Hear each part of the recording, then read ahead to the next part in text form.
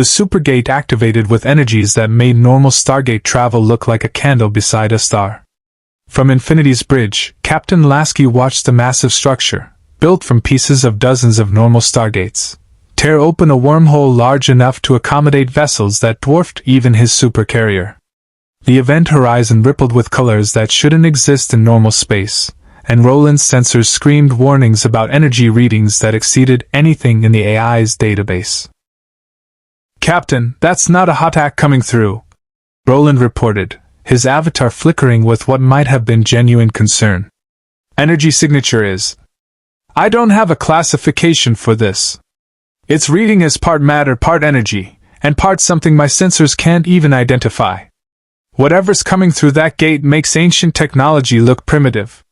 The Ori warship emerged like a knife of light cutting through reality's fabric. It was triangular, massive, easily 3 times Infinity's length, and its hull seemed to shift between solid matter and pure energy. The vessel radiated power that made Lasky's tactical instincts scream danger, and every sensor reading confirmed what he already knew: this was something entirely new. General Landry's voice came through immediately from SGC. "Infinity, Odyssey, all Earth vessels, weapons hold. We need intelligence before we start shooting. This is our first direct contact with an Ori warship in Earth space." "Daniel, you're on?" Dr. Daniel Jackson's voice carried the weight of someone who'd studied the Ori threat for months, dreading this exact moment. The Ori are ascended beings, former ancients who took a different philosophical path. They're not pretending to be gods like the Goa'uld. They have actual power derived from the worship of their followers. That ship isn't just technology. It's an extension of their divine will, blessed and enhanced by literal gods. Our normal tactics won't. The Ori warship's main weapon port opened, and a beam of pure white energy lanced out toward the nearest Asgard vessel, Thor's ship, the Daniel Jackson. The beam struck the Asgard shields and simply continued through them as if they didn't exist, carving a molten wound across the O'Neill-class ship's hull before Thor's superior engines got him clear. "Asgard shields failed completely," Roland reported, shock evident in his synthesized voice. "That beam had energy output in the petawatt range and exhibited properties that suggest it's not entirely physical. Captain, our shields are based on similar principles to Asgard technology.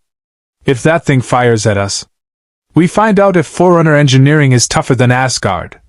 Lasky finished grimly. "All hands, battle stations.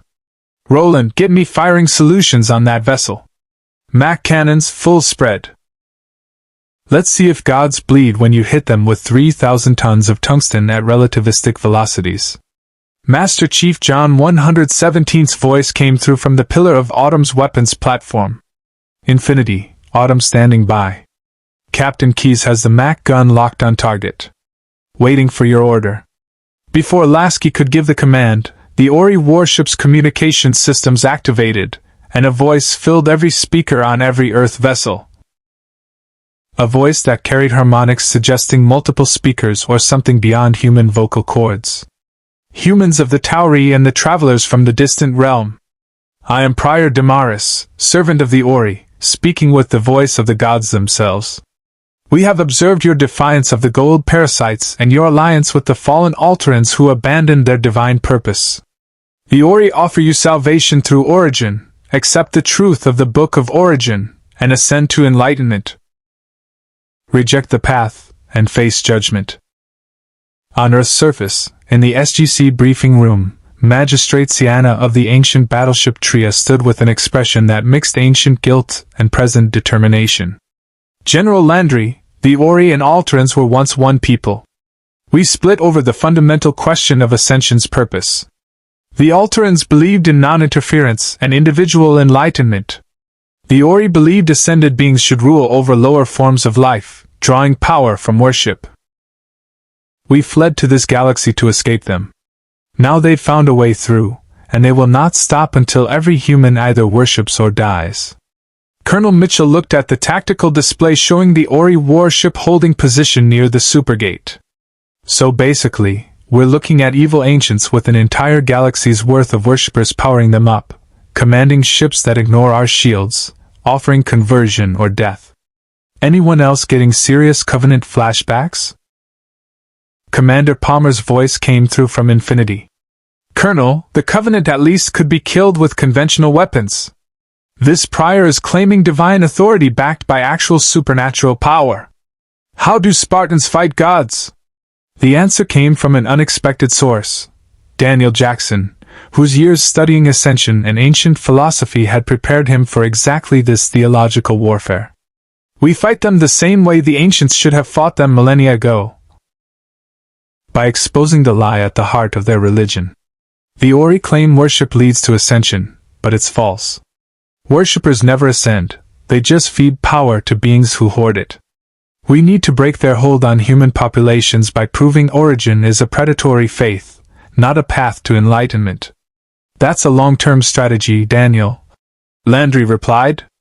Right now, we have an Ori warship sitting in our space making demands. Captain Lasky, what's your tactical assessment? Lasky studied the sensor data, his naval combat experience warring with the reality that normal tactics might not apply. Sir, Infinity can engage, but I'm not confident our weapons will be effective against shields designed by ascended beings. We need intelligence, actual combat data on how Ori defenses respond to kinetic weapons versus energy weapons. Permission to fire a ranging shot with MAC cannons, minimum yield, see what happens? Denied, came a new voice. Supreme Commander Thor, his Asgard vessel still venting atmosphere from the Ori attack. Captain Lasky, the Asgard have engaged Ori warships in the past. Their shields do not operate on conventional principles. They are maintained through a combination of advanced technology and the Ori's ascended power. Physical kinetic weapons have proven more effective than energy weapons, but even your impressive MAC cannons will be diminished in effectiveness. You will need to modify your approach. Then we modify, Lasky decided. Roland, contact Colonel Carter and the Asgard science team. I want our MAC rounds modified with whatever technology can disrupt ascended enhanced shields. Ancient, Asgard, Goa'uld, I don't care. Make it work. The Ori warship began moving toward Earth, its engines leaving trails of golden light that looked more like divine manifestation than conventional propulsion. Prior Damaris's voice returned, carrying disappointment and threat in equal measure. You deliberate when you should kneel. You prepare weapons when you should prepare your souls. Very well. The Ori are patient, but their patience is not infinite. I will demonstrate the futility of resistance. A ring platform materialized on the Ori ship's hull, and a figure descended in columns of light, humanoid, robed in white and gold, carrying a staff that radiated power. The prior transported directly to Earth's surface, materializing in the middle of Colorado Springs with the confidence of someone carrying divine authority. Oh, hell no, Mitchell muttered. General, we've got a prior loose in Colorado Springs, probably heading for civilian populations. SG-1 is moving to intercept. Fire Team Majestic will join you, Palmer added. Spartans versus supernatural powers. This should be educational. As teams scrambled to respond to the prior's arrival, Lasky made a command decision that would define Earth's response to the Ori threat. General Landry, I'm not waiting for that warship to fire on Earth. Infinity, Odyssey, and Tria will engage while SG teams handle the prior. We find out right now whether humanity's weapons can hurt gods. All ships, battle formation. Target the Ori vessel. On my mark, fire. 3 human warships and 1 ancient battleship opened fire simultaneously. MAC rounds streaked across space. Asgard beams carved through the void. Ancient drones launched in golden streams. And the Ori warship shields, blessed by ascended beings who demanded worship as divine right, faced weapons forged by humans who'd fought 30 years to prove that gods could bleed. The war against false divinity had begun, and Earth was betting everything that firepower, ingenuity, and stubborn human refusal to kneel would be enough to survive what came next. Prior Damaris materialized in Colorado Springs downtown square during lunch hour, his white and gold robes billowing despite the absence of wind. Civilians scattered immediately, their survival instincts recognizing predatory confidence when they saw it. The prior raised his ornate staff, and the ground beneath him rippled as if reality itself bent to his will. "People of the Tauri," his voice carried unnaturally, reaching every ear within blocks without technological amplification. "I bring you the gift of origin, the path to enlightenment and ascension. Hallowed are the Ori. Those who reject the path reject salvation itself. I offer you one chance to kneel and accept truth." SG-1's convoy screeched to a halt 3 blocks away, Colonel Mitchell leading his team out with P-90s raised. Behind them, a Pelican dropship descended vertically, and Fire Team Majestic deployed with the fluid precision of Spartans expecting hostile contact. Commander Palmer hit the ground in full Mjolnir armor, her battle rifle tracking the prior through her HUD's targeting system. "This is Colonel Cameron Mitchell, United States Air Force. You're in violation of Earth's airspace and making unauthorized contact with civilian populations. Stand down immediately, or we will use force." Prior Damaris turned slowly, and his eyes glowed with internal light that had nothing to do with Goa'uld symbiotes. This was something else. Actual power radiating from a being enhanced by ascended gods. "You point weapons at a servant of the Ori? You threaten one who speaks with divine authority? Your arrogance will be corrected." Mitchell squeezed his trigger, and the P-90 roared. 30 rounds of 5.7 mm ammunition streaked toward the prior at over 700 meters per second. They stopped in midair, frozen as if time itself had paused, suspended in a telekinetic field that made gold ribbon devices look like parlor tricks. The prior gestured with his staff, and the bullets reversed direction, flying back toward SG-1. Daniel Jackson dove for cover, tackling Mitchell as rounds pinged off concrete. Teal's CS staff weapon barked orange energy, but the blast dissipated against an invisible barrier surrounding the prior. The Jaffa warrior's expression darkened with recognition. He'd seen this before on worlds the Ori had conquered. "He has been enhanced by ascended beings," TLC called out. "Conventional weapons will not harm him. We require alternative methods." "Alternative like Spartans?" Palmer didn't wait for confirmation. She opened fire with her battle rifle, the armor-piercing rounds punching downrange with more kinetic energy than standard small arms. The prior's shield flickered under the assault, and for the first time, his confident expression showed surprise. "Your armor enhances your strength beyond normal human capability," Damaris observed, his staff glowing brighter. "Impressive. But mortal enhancement is nothing compared to divine blessing. Witness the power of the Ori." He slammed his staff into the ground, and a shockwave rippled outward with enough force to flip parked cars and shatter storefront windows. Palmer's Mjolnir armor absorbed the impact through its shields and shock-absorbing gel layer, but the Spartans still staggered. SG-1 went flying, only TLC's enhanced physiology keeping him conscious. Spartan Thorn flanked right, his BR-85 sending controlled bursts toward the prior's head. Spartan Madsen went left, her DMR picking shots with precision. The crossfire forced the prior to divide his attention, his telekinetic shields deflecting rounds from multiple angles. But even as bullets stopped in midair, the sheer volume of fire was pushing him backward. "He's not invulnerable," Palmer reported through the tactical network. "The shields have limits. Concentrated fire from multiple angles can overwhelm his ability to deflect." All Spartans, coordinated assault pattern Epsilon, hit him from every direction simultaneously. Fire Team Majestic moved with practiced coordination, their augmented reflexes and armor's mobility allowing flanking maneuvers faster than the prior could track. 4 Spartans firing from 4 different angles created a kill box that even Divine Blessing struggled to counter. The prior's shield began flickering visibly, energy crackling as it strained to deflect kinetic impacts from superhuman-aimed weapons. "Enough!" Damaris's voice carried genuine anger now. His eyes blazed with white light, and he raised both hands. Lightning, actual electrical discharge that had nothing to do with technology, arced from his palms toward Palmer. The bolt struck her shields, and her armor's energy barriers flared bright blue before collapsing. The residual current hit her Mjolnir directly, systems sparking as electricity coursed through composite plating not designed for supernatural attack. Palmer dropped to one knee, her HUD flickering with warnings. "Shields down! Armor's EMP hardened, but that wasn't normal electricity. It's got some kind of energy component our systems can't filter." In space above Earth, Infinity's Mac rounds struck the Ori warship's shields like the fist of an angry deity. Which, given the UNSC's history fighting Covenant, was exactly the comparison Captain Lasky would have made. The first slug hit the golden energy barrier and stopped, its kinetic energy dissipating in a brilliant flash. The second and third rounds followed, each impact causing the shields to ripple with strain.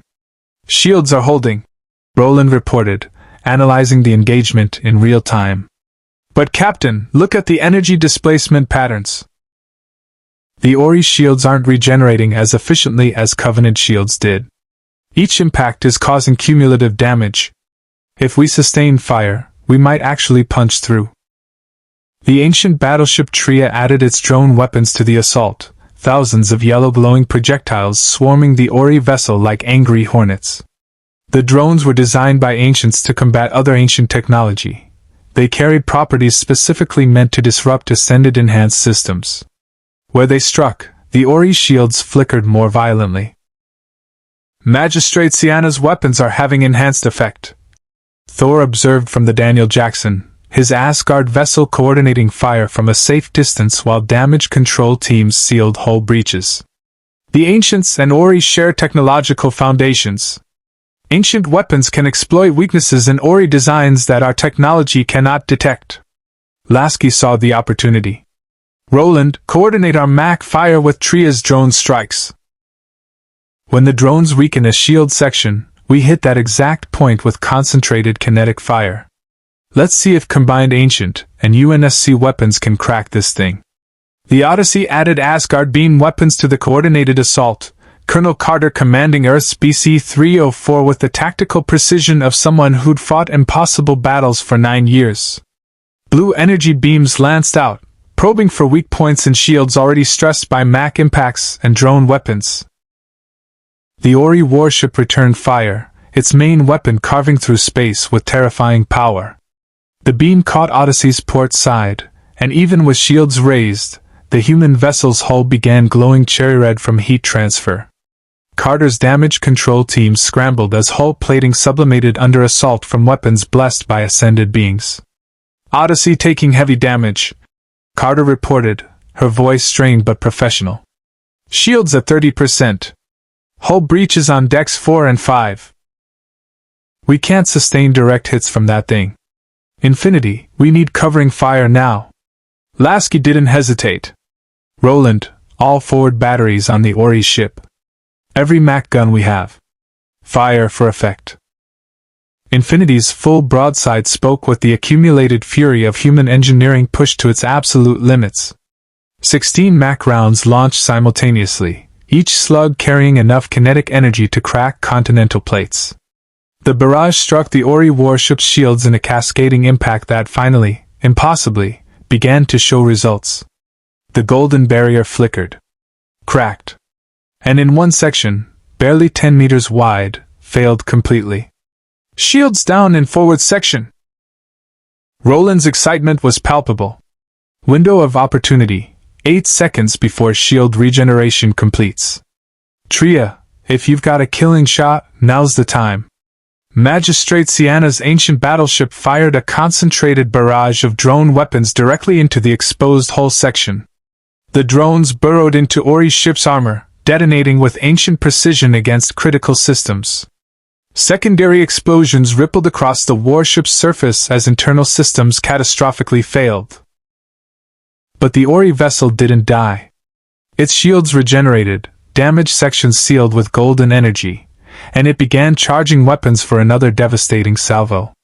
These ships were designed to fight entire fleets alone. One coordinated attack, no matter how effective, wouldn't be enough. On the ground, Prior Damaris recovered from the Spartan assault with supernatural resilience. Blood trickled from his nose, proof he could be hurt, but his eyes still blazed with ascended power. "You have wounded me." Mortals have actually wounded a servant blessed by the Ori. This is unexpected. Perhaps you deserve more than simple conversion. He raised his staff, and the air around him began to shimmer with heat distortion. Reality itself seemed to warp as he channeled power directly from the ascended Ori through their worship network. Palmer recognized the energy buildup, her armor's sensor screaming warnings about imminent massive discharge. Everyone back. He's going nuclear. Daniel Jackson, recovering from being thrown by the earlier shockwave, saw something the others missed. The Prior's concentration was absolute, his focus entirely on channeling Ori power.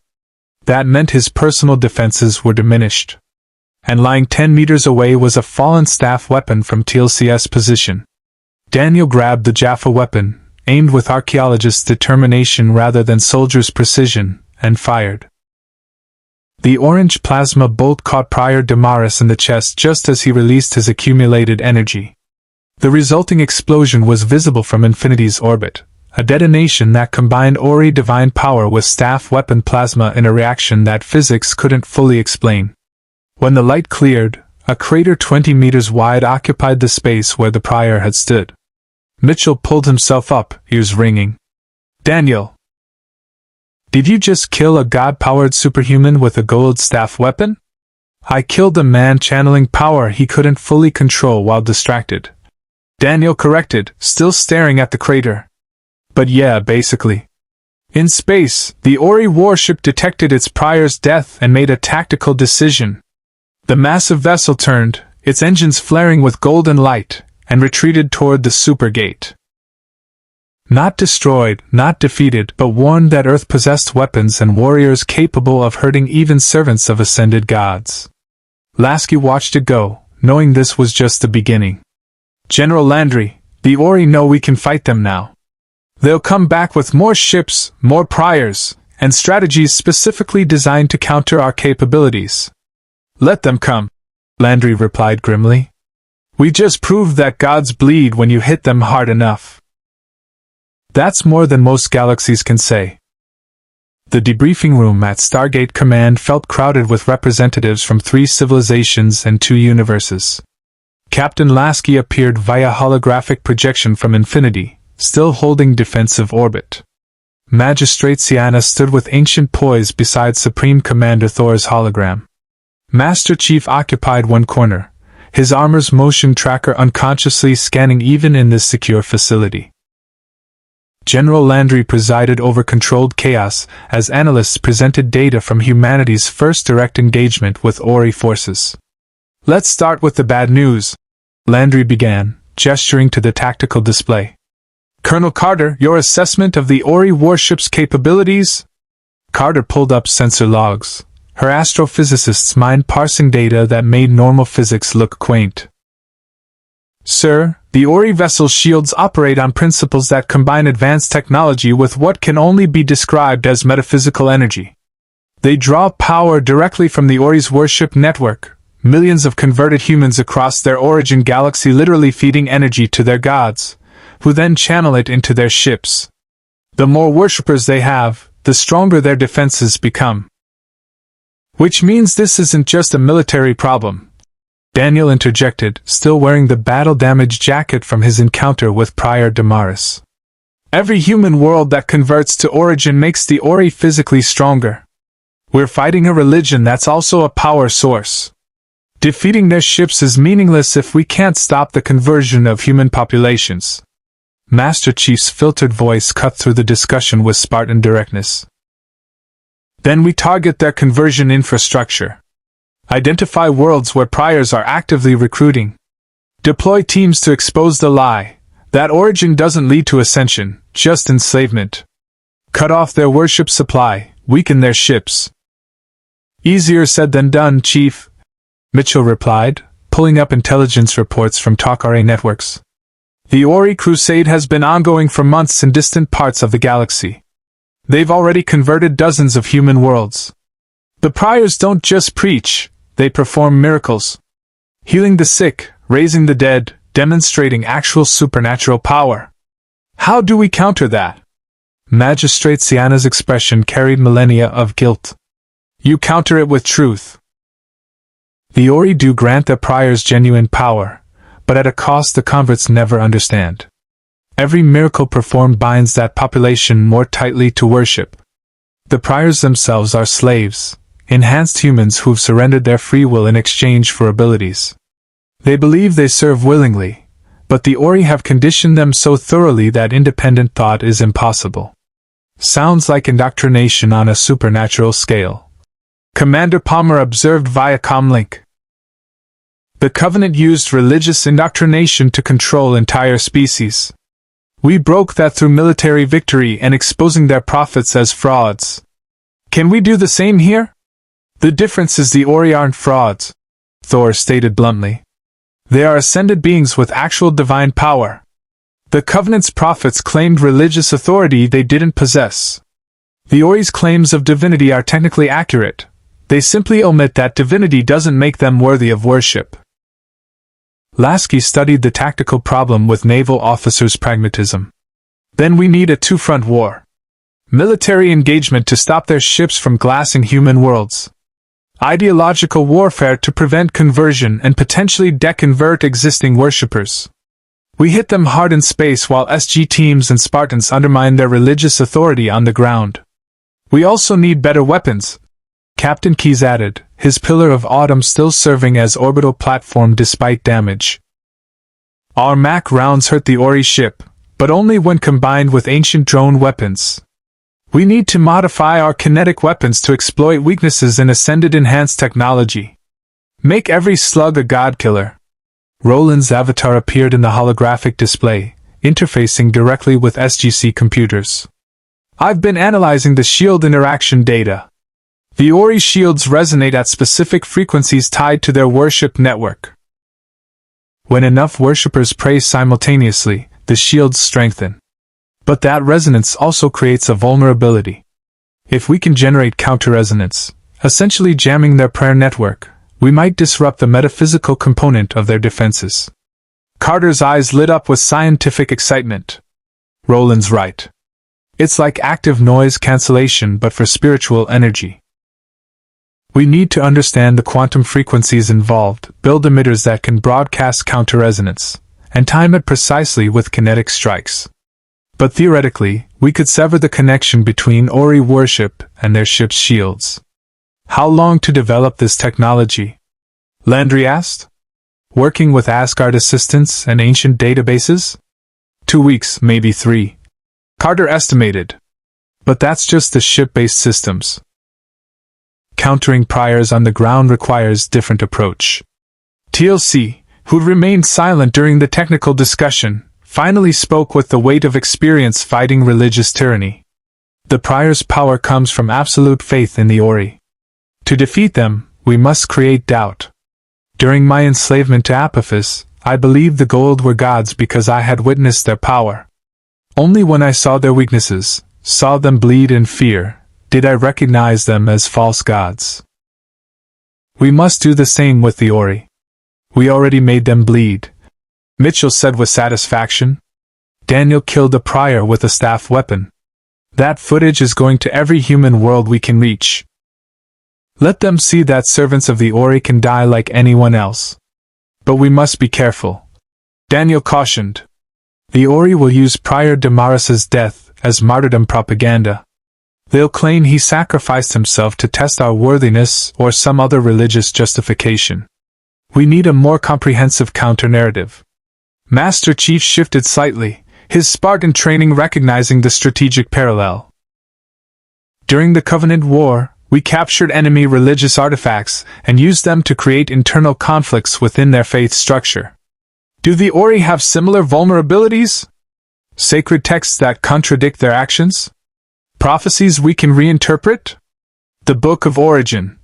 Daniel replied immediately, pulling up translated passages. It's their holy text, distributed to every converted world. I've been studying it for months, and there are contradictions. Passages that promise individual ascension through enlightenment, yet the Ori never allow their followers to actually ascend. Verses about free will that directly conflict with their forced conversion tactics. If we can highlight these contradictions to converted populations, we create schisms. Sienna finished. Turn their own scripture against them. The Alterans did this once before, millennia ago, when we first split from the Ori. We exposed the hypocrisy in their teachings. It didn't stop them, but it prevented them from conquering our followers in the origin galaxy. Thor's hologram flickered thoughtfully.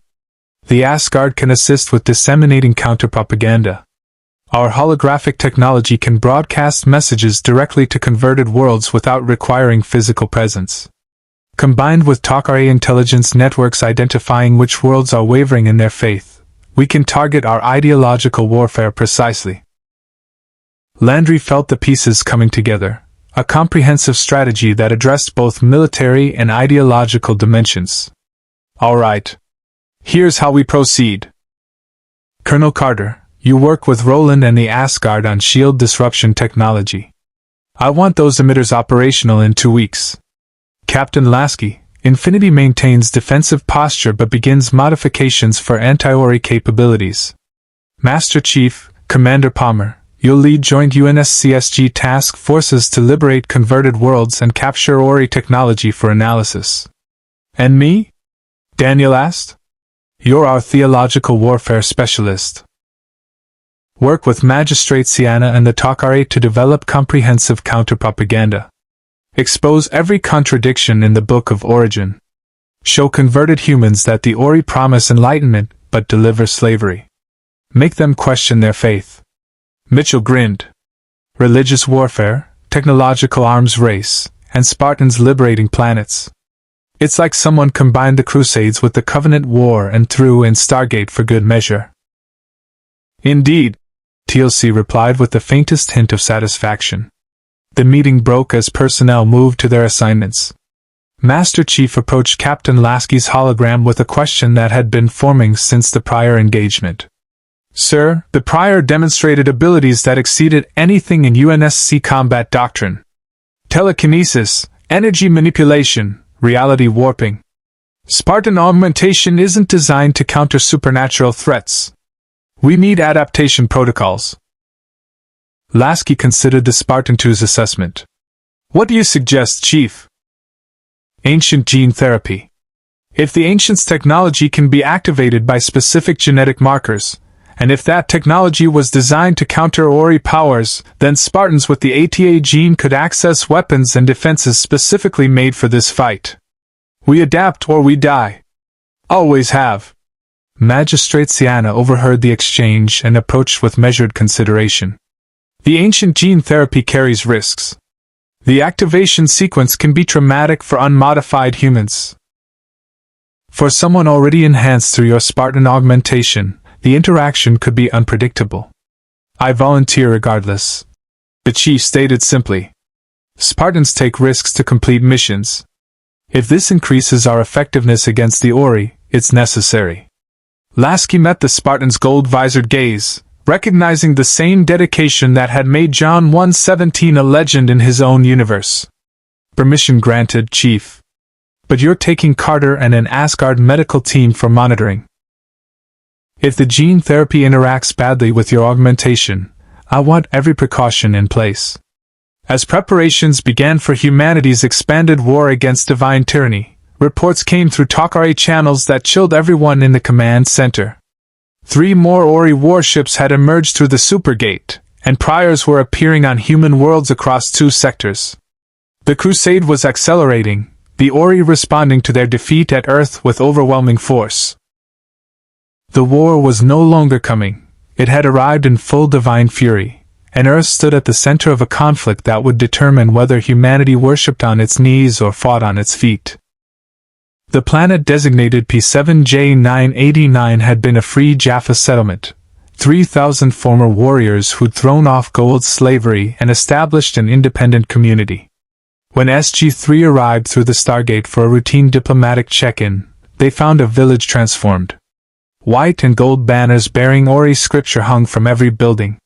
The population knelt in the central square, chanting prayers in unison while a prior stood before them, staff raised in blessing.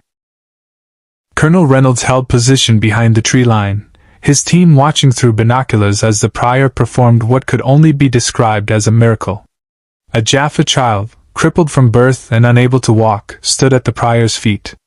The ascended servant placed his hand on the child's head, white light flowed, and the girl's twisted legs straightened. She took her first steps to gasps of wonder from the assembled crowd. "Command, this is SG-3, Reynolds transmitted quietly. The intel was accurate. P7J989 has been fully converted to Origin. Prior on-site is performing healings. The population appears to be willing converts. Requesting extraction. We can't fight an entire village." "Negative, SG-3, came General Landry's response. "Hold position. Reinforcements are en route. We're testing a new approach."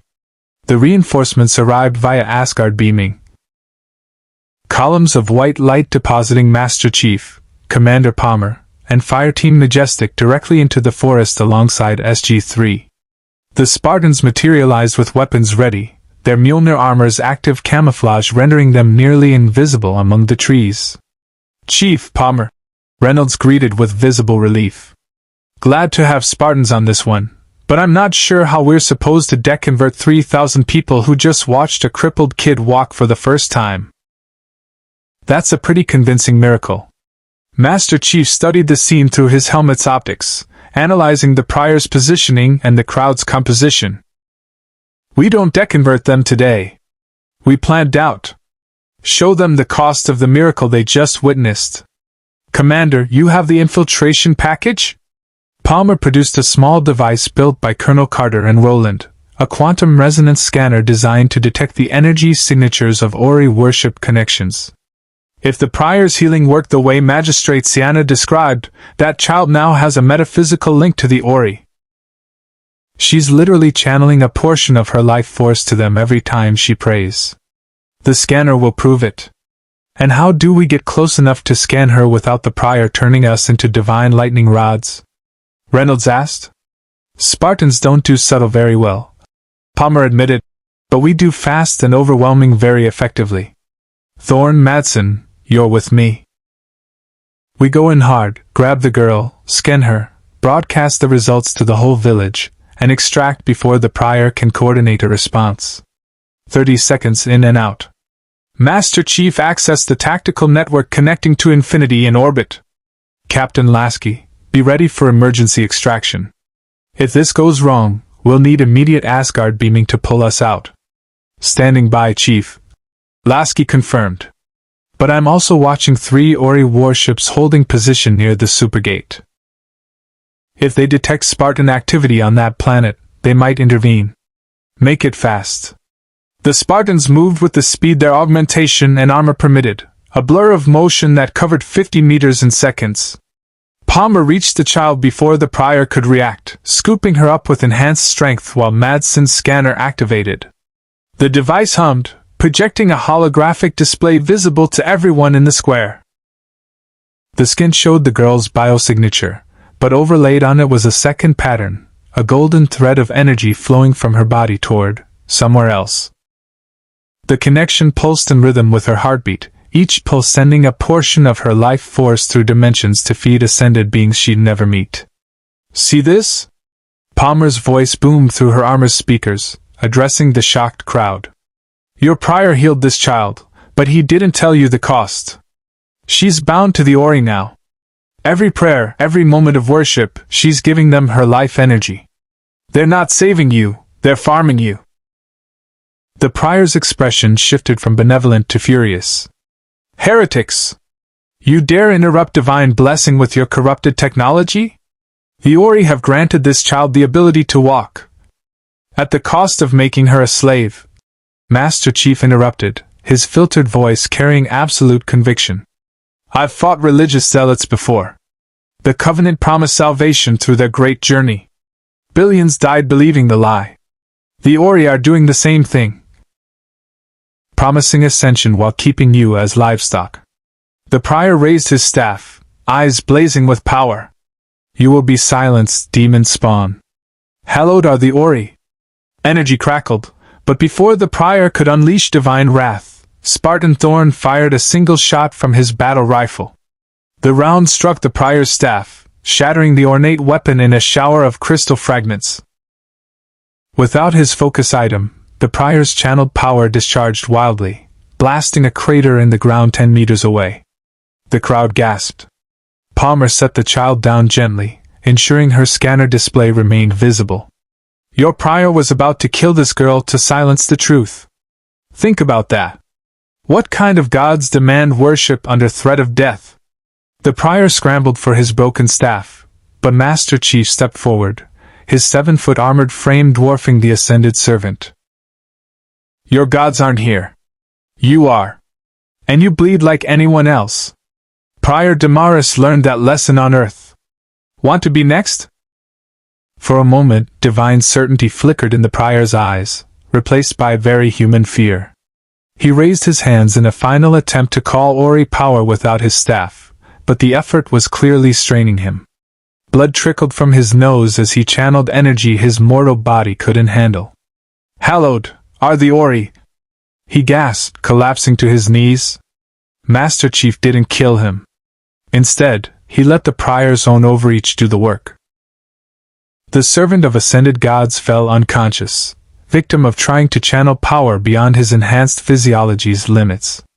The village square descended into chaos, some Jaffa rushing to the Prior's aid, others staring at Palmer's scanner in horror, still others looking at the Spartans with expressions mixing fear and hope.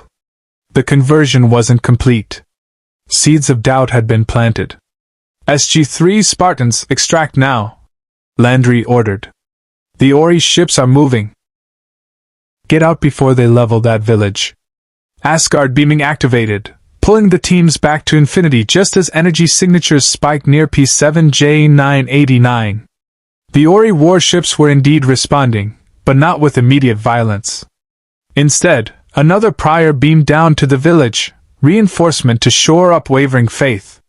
On Infinity's bridge, Roland analyzed the operation's results with satisfaction.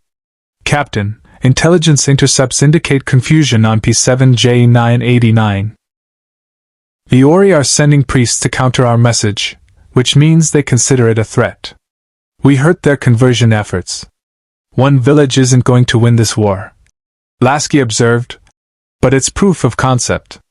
We can fight them on ideological grounds. How many more worlds can we hit with this tactic? Ori intelligence has identified 17 recently converted planets showing signs of doctrinal uncertainty. Palmer reported, her armor system still reading elevated from combat stress.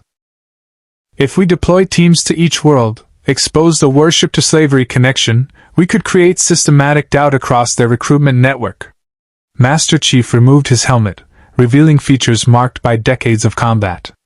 Sir, request permission to lead expanded operations. Spartans are force multipliers, but we need to train SG teams in rapid intervention tactics.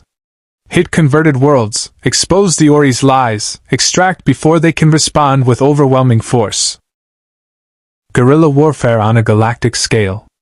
The Ori can provide logistical support.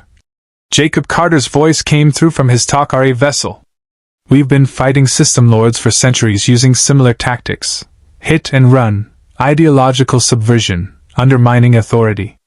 We'll supply intelligence on which worlds are most vulnerable to counter-messaging.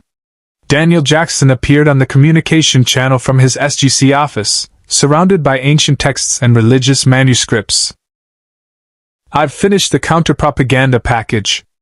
It's comprehensive, every contradiction in the Book of Origin, testimonies from former worshippers we've rescued, and scientific analysis of how Ori miracles actually work. We can broadcast this to every human world in the galaxy if the Asgard provide the transmission technology. Thor's hologram materialized on Infinity's bridge. The Asgard High Council has approved technological support for ideological warfare against the Ori. We will construct broadcast satellites capable of penetrating Ori jamming. Your message will reach every human population in range. However, be warned, the Ori will not respond passively. Expect escalation. The escalation came sooner than anticipated. Sensors detected hyperspace windows opening across human space, not 3 Ori warships, but 12. The crusade was accelerating, the ascended beings responding to Earth's resistance with divine fury. 12 Ori warships, Lasky stated grimly. Infinity and our allies can't fight that many simultaneously. We need the shield disruption technology operational now, not in 2 weeks. Carter's response carried the determined stress of an engineer working impossible deadlines. Sir, I'm accelerating the prototype. We'll have one emitter ready for testing in 72 hours.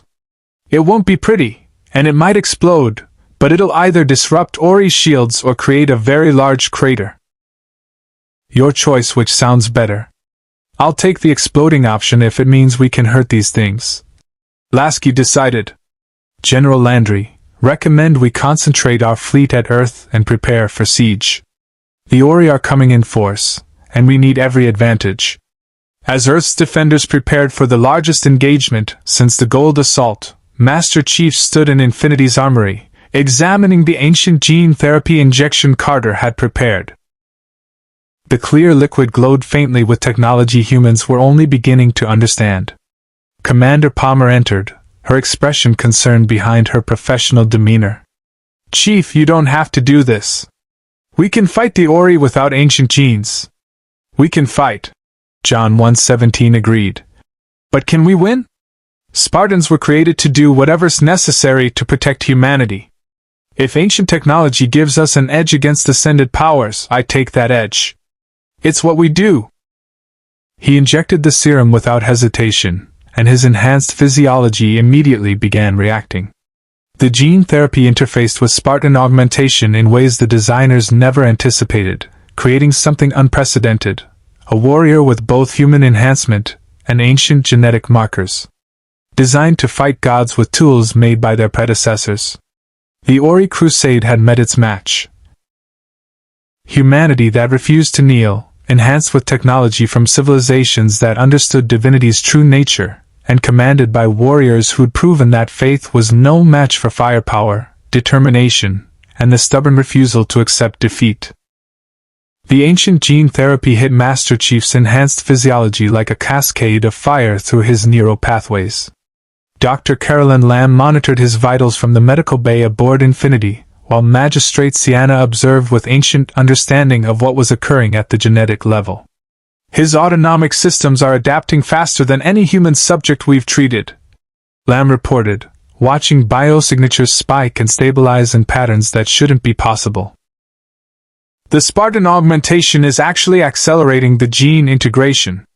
His body's treating the ancient markers as another enhancement to optimize rather than foreign DNA to reject. The Chief's vision blurred, then sharpened beyond even his augmented baseline.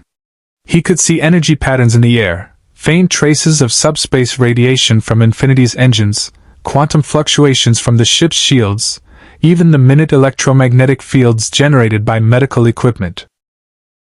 The ancient gene wasn't just activating. It was merging with Spartan enhancement to create something unprecedented. Chief, how do you feel? Palmer asked, her tactical concern evident. John 1:17 stood, testing his enhanced proprioception. Everything felt sharper, more connected to technology around him.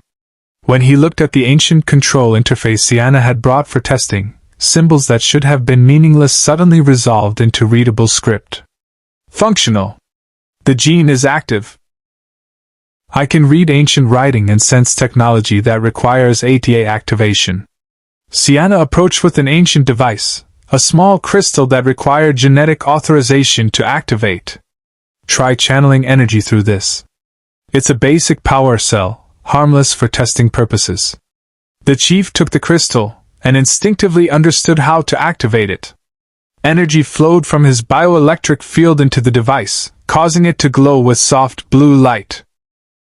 But something else happened. His Spartan neural interface, designed to connect with Mjolnir armor, suddenly linked with the ancient technology. The crystal's output tripled, drawing on both ancient gene activation and UNSC cybernetic enhancement. Fascinating, Sienna breathed. Your human augmentation is interfacing with ancient technology in ways we never anticipated. The Ultrans designed their systems for natural gene activation, but your artificial enhancements are amplifying the effect. You're essentially a hybrid operator, part ancient, part advanced human technology. Can he use ancient weapons? Palmer asked, immediately thinking tactically. Only one way to find out. The chief replied. Magistrate, do you have access to the weapons systems Sienna mentioned, the ones specifically designed to counter Ori powers? 3 hours later, Master Chief stood in Infinity's cargo bay testing equipment that hadn't been used in 10,000 years. Magistrate Sienna had provided ancient weapons from the Tria's armory, devices the Alterans created specifically for their war against the Ori before the Great Split. The weapon looked deceptively simple, a forearm-mounted device similar to Goa'uld ribbon technology, but elegantly ancient in design. When activated by the Chief's enhanced ATA gene, it projected a field that disrupted ascended energy manipulation. In theory, it would prevent priors from using telekinesis, energy projection, or reality warping abilities within its range. The Alterans called it the Silencer, Sienna explained. It creates a quantum dampening field that severs the connection between ascended beings and their mortal servants. A prior within its effect radius becomes just a man, enhanced, trained, dangerous, but mortal. No divine power. Commander Palmer examined the weapon with professional interest. How many of these can you provide? Because if we can equip Spartans and SG team leaders with ancient anti-prior weapons, we fundamentally change ground combat dynamics. The Tria carries 20 units, Sienna replied.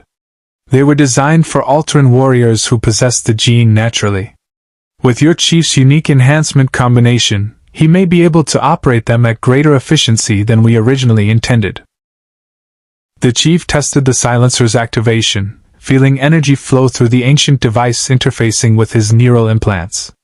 The weapon responded to thought as much as physical manipulation, pure ancient technology enhanced by Spartan cybernetics. It's functional. Recommend deployment to all personnel with ATA gene activation before the next Ori assault. His recommendation came none too soon. Alarms blared across Infinity as Roland detected hyperspace signatures forming near Earth. Massive energy buildups consistent with Ori warship arrivals. Captain Lasky to all hands, battle stations. The UNSC commander's voice carried urgency and controlled determination. We have 15 Ori warships emerging from hyperspace in Earth orbit. This is not a drill. All defensive vessels to assigned positions. Colonel Carter, tell me your prototype shield disruptor is ready. Carter's voice came through from the Odyssey, strained but determined. Sir, it's ready as it's going to be. We've installed the emitter on Odyssey's forward hull. When activated, it should broadcast counter-resonance frequencies that disrupt the metaphysical component of Ori shields. Theoretically. The math works. Probably. Probably is better than nothing, Lasky replied. Infinity will draw their fire. When you see an opening, hit them with the disruptor and we'll follow up with MAC rounds. One coordinated strike. We need to prove we can kill these things or Earth's defenses will be overwhelmed. The Ori fleet emerged from hyperspace in perfect formation, 15 warships radiating divine power and the accumulated worship of millions.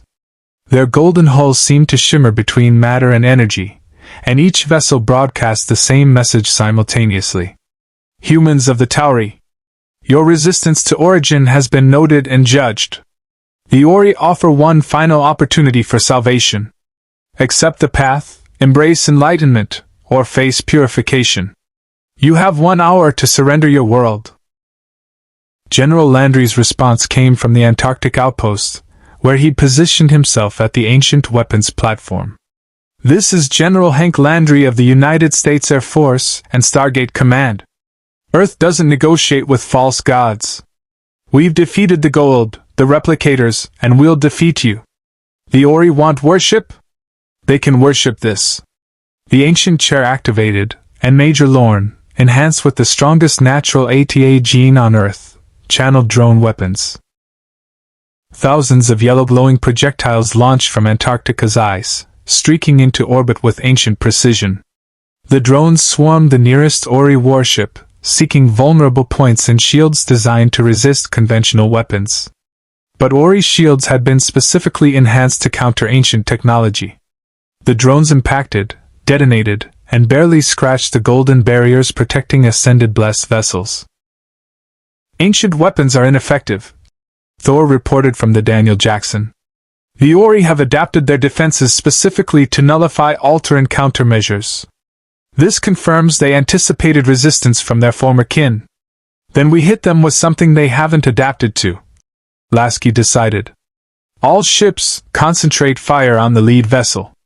Infinity will engage at close range. Roland, plot attack course that puts us within optimal Mach range. Damn the torpedoes. Infinity surged forward, her engines pushing the supercarrier into close-quarters engagement range that would have been suicidal against Covenant capital ships. But the UNSC had learned during 30 years of war that sometimes you had to accept damage to deliver killing blows. The supercarrier's shields flared as Ori beam weapons lashed out, but Forerunner-enhanced barriers held against the initial assault. Mach cannons, rapid fire! Lasky commanded. Pour it on! Infinity's main batteries spoke with devastating rhythm, launching tungsten penetrators at relativistic velocities. The rounds hammered Ori's shields with kinetic impacts that made the golden barriers flare and ripple. The Pillar of Autumn added her fire, Captain Keyes calling targets with veteran precision. The ancient battleship Tria focused drone weapons on shield weak points identified by UNSC sensors. But 15 Ori warships returned fire with coordinated divine fury. Energy beams carved through space, overwhelming Infinity's shields through sheer volume. Hull plating began to glow red from heat transfer. Damage reports flooded the bridge as sections of the supercarrier suffered catastrophic system failures. Shields at 20%, Roland reported, his avatar flickering with stress as he coordinated damage control. Hull breaches on decks 9 through 15. We can't sustain this bombardment. Captain, we need to withdraw or we'll lose the ship. Not yet, Lasky replied through gritted teeth. Carter, now! Hit them with the disruptor! The Odyssey surged from its defensive position, the BC-304 pushing engines beyond rated limits. Colonel Carter had positioned her ship for this exact moment, close enough to the Ori formation that her prototype emitter could affect multiple vessels simultaneously. Activating quantum resonance disruptor, Carter announced. If this works, their warship network connection should be severed for approximately 30 seconds. If it doesn't work, Odyssey is about to become a very expensive firework. Firing in 3, 2, 1, now. The emitter discharged with energies that made reality itself seem to vibrate. Waves of counter-resonance broadcast across metaphysical frequencies humans couldn't normally perceive, targeting the quantum entanglement that connected Ori warships to their warship network. For a brief, impossible moment, the connection severed. The Ori shields flickered, weakened. And in 3 locations, critical points where shield generators concentrated power, failed completely. Shields down on targets Alpha, Delta, and Gamma. Roland's excitement was palpable. Window of opportunity, 28 seconds before they compensate and restore warship network connection. Every ship, fire everything. Infinity, Tria, and every Earth vessel in range unleashed concentrated hellfire. Mach rounds punched through exposed Ori hull sections. Ancient drones burrowed into critical systems. Asgard beams carved precise destruction. For 28 seconds, ascended blessed warships faced mortal weapons without divine protection. 3 Ori warships died. Their deaths were spectacular, cascading explosions as ancient and UNSC weapons destroyed vessels designed to be invulnerable. The remaining 12 Ori warships recoiled, their formations disrupted by losses they hadn't anticipated. And in that moment of shock, humanity proved what the Goa'uld had learned the hard way. Underestimating Earth was always fatal. The destruction of 3 Ori warships sent shockwaves through more than just physical space. Across the galaxy, on worlds converted to Origin, populations felt the metaphysical disruption as their warship network connection momentarily severed. Priors staggered, their divine link interrupted.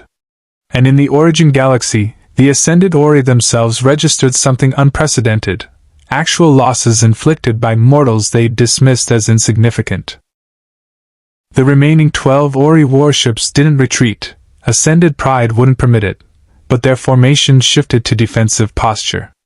Golden shields intensified as additional power flowed from their warship network, compensating for the quantum disruption technology Earth had deployed. "They're adapting," Roland reported, analyzing shield frequency changes in real time. "The disruptor worked once because they didn't expect it. Now they're reinforcing the warship network connection with redundant quantum entanglement. Colonel Carter, your device just became significantly less effective." Carter's response carried frustration mixed with scientific determination. "Then we modify the frequencies and hit them again. Roland, transmit the shield resonance data to me. If they're adapting, we adapt faster." But the Ori had learned their lesson about underestimating human ingenuity. Instead of pressing the space battle, the warships opened launch bays and deployed something Earth's defenders hadn't anticipated: troops. Thousands of ring transport beams descended toward Earth's surface, each carrying Ori warriors in white and gold armor, armed with staff weapons that radiated divine blessing. "Ground invasion," General Landry stated grimly from SGC operations. "They're bypassing our space superiority by going directly for population centers." Colonel Mitchell, scramble all SG teams. Commander Palmer, get your Spartans planetside. They're hitting Colorado Springs, Washington, D.C., London, and Beijing simultaneously. Master Chief was already moving, the ancient silencer device locked onto his forearm alongside his MA-5B assault rifle. Fireteam Majestic deployed via Pelican dropship, launching from Infinity's hangar with ODST support. The Chief had trained for planetary defense operations countless times during the Covenant War, urban combat against religiously motivated enemies with superior technology. The Ori warriors were just another variation. The Pelican descended through Earth's atmosphere with engines screaming, anti-air fire from Ori positions already tracking their approach. The pilot, a veteran of Reach's final days, threw the dropship into evasive maneuvers that would have killed unaugmented passengers. Spartans merely braced against the forces. "LZ is hot," the pilot announced. "Ori warriors have established defensive positions around the StarGate in downtown Colorado Springs. Civilian casualties are minimal. Looks like they're trying to convert, not exterminate. Multiple priors on site coordinating the occupation. Then we show them why occupying Earth is a bad idea." Palmer replied, checking her battle rifle. "Spartans, remember your training from P7J989. Priors have supernatural powers, but the Chief's silencer can neutralize them. We hit hard, fast, and put them down before they can coordinate divine intervention. Chief, you're on prior elimination. Majestic handles the warriors." The Pelican's rear ramp dropped while still 20 feet above ground, and Spartans jumped without hesitation. Augmented legs absorbed impacts that would shatter normal human bones, and Mjolnir armor's shields protected against staff weapon fire already streaking toward them. Master Chief hit the ground in a combat roll, came up with rifle raised, and immediately engaged. Ori warriors moved with training that suggested military discipline enhanced by religious fervor. Their staff weapons fired more rapidly than Goa'uld equivalents, energy bolts hammering Spartan shields with concerning intensity. But they'd never faced opponents who could shrug off plasma burns and return fire with armor-piercing rounds that punched through their blessed armor. The Chief's rifle barked in controlled 3-round bursts, each shot a kill. Ori warriors fell, their divine blessing insufficient protection against 7.62mm rounds delivered with Spartan precision. But more warriors emerged from ring transports, and 3 priors stood in the plaza's center, channeling power with raised staffs. "Demons spawn of the unbelievers!" The lead prior's voice boomed with supernatural amplification. "You dare raise weapons against servants of the Ori? Witness divine wrath!" The prior gestured, and cars lifted into the air through telekinesis, hurled toward the Spartans with lethal force. Palmer dodged, her armor's enhanced mobility letting her roll clear. Spartan Thorn wasn't as lucky. A vehicle caught him mid-stride, sending him crashing through a storefront window. His biosigns remained strong, but his tactical effectiveness was temporarily compromised. Master Chief activated the silencer. The ancient device hummed with power drawn from his enhanced ATA gene and Spartan cybernetics. A sphere of quantum dampening energy expanded from his position, and when it touched the priors, their connection to ascended Ori power severed like cut wire. The cars suspended in midair dropped. Energy crackling around prior staffs dissipated, and 3 servants of ascended gods suddenly found themselves just men in ornate robes. "Impossible!" the lead prior gasped, his glowing eyes returning to normal human pupils. "The Ori's blessing. I cannot feel their presence."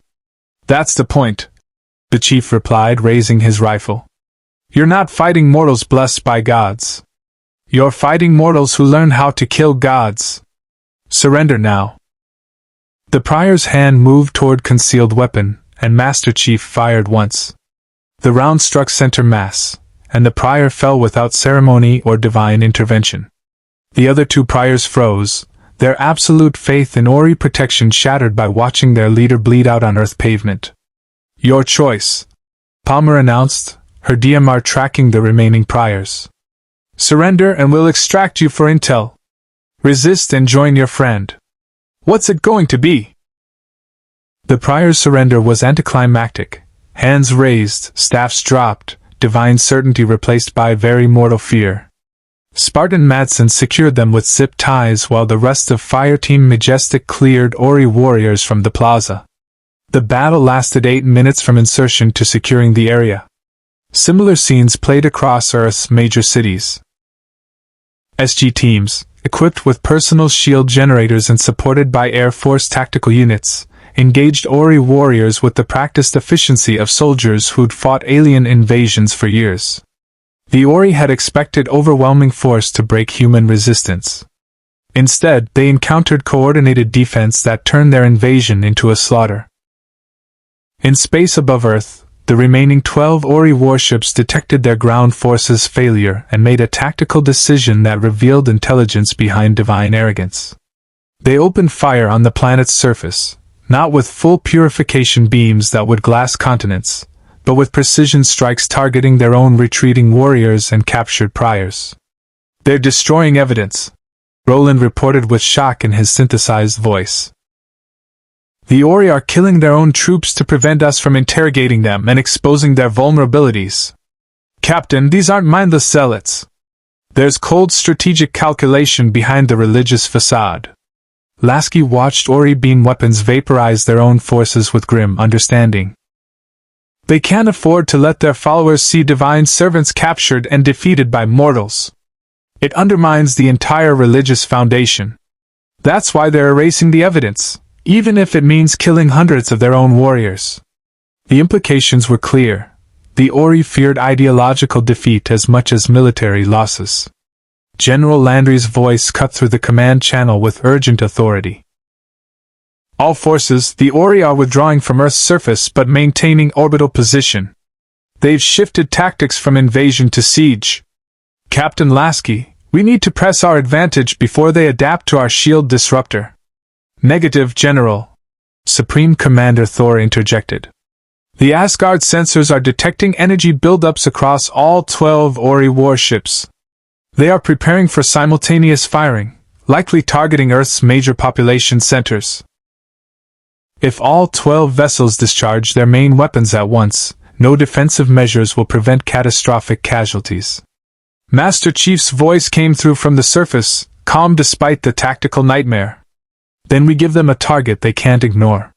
Something that threatens them more than Earth's resistance. Sir, request permission to gate to the Ori staging world and deploy Merlin's weapon." Daniel Jackson's research indicated a specific planet in the Origin Galaxy where the Ori maintain their primary worship infrastructure. "We destroy that, we cripple their power base." The audacity of the proposal stunned the command channel into momentary silence. "Attack the Ori in their home galaxy, using ancient weapons designed to kill ascended beings, while Earth faced orbital bombardment from 12 warships." Daniel Jackson's voice carried excitement mixed with terror.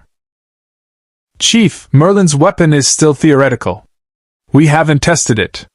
We don't even know if it'll work against ascended beings without Then we test it under combat conditions, the chief interrupted with Spartan directness. It's what we do. High-risk operations with insufficient intelligence because the alternative is worse. General, I volunteer to lead the mission. Fire Team Majestic, SG-1, and whatever support you can spare. We gate to the origin galaxy, deploy Merlin's weapon, and force the Ori to respond to existential threat in their territory instead of bombarding Earth. Landry looked at the tactical display showing 12 Ori warships charging weapons, Earth's cities vulnerable, and the impossible choice commanders faced in desperate situations: defend and hope, or attack and gamble everything. Approved, Landry decided.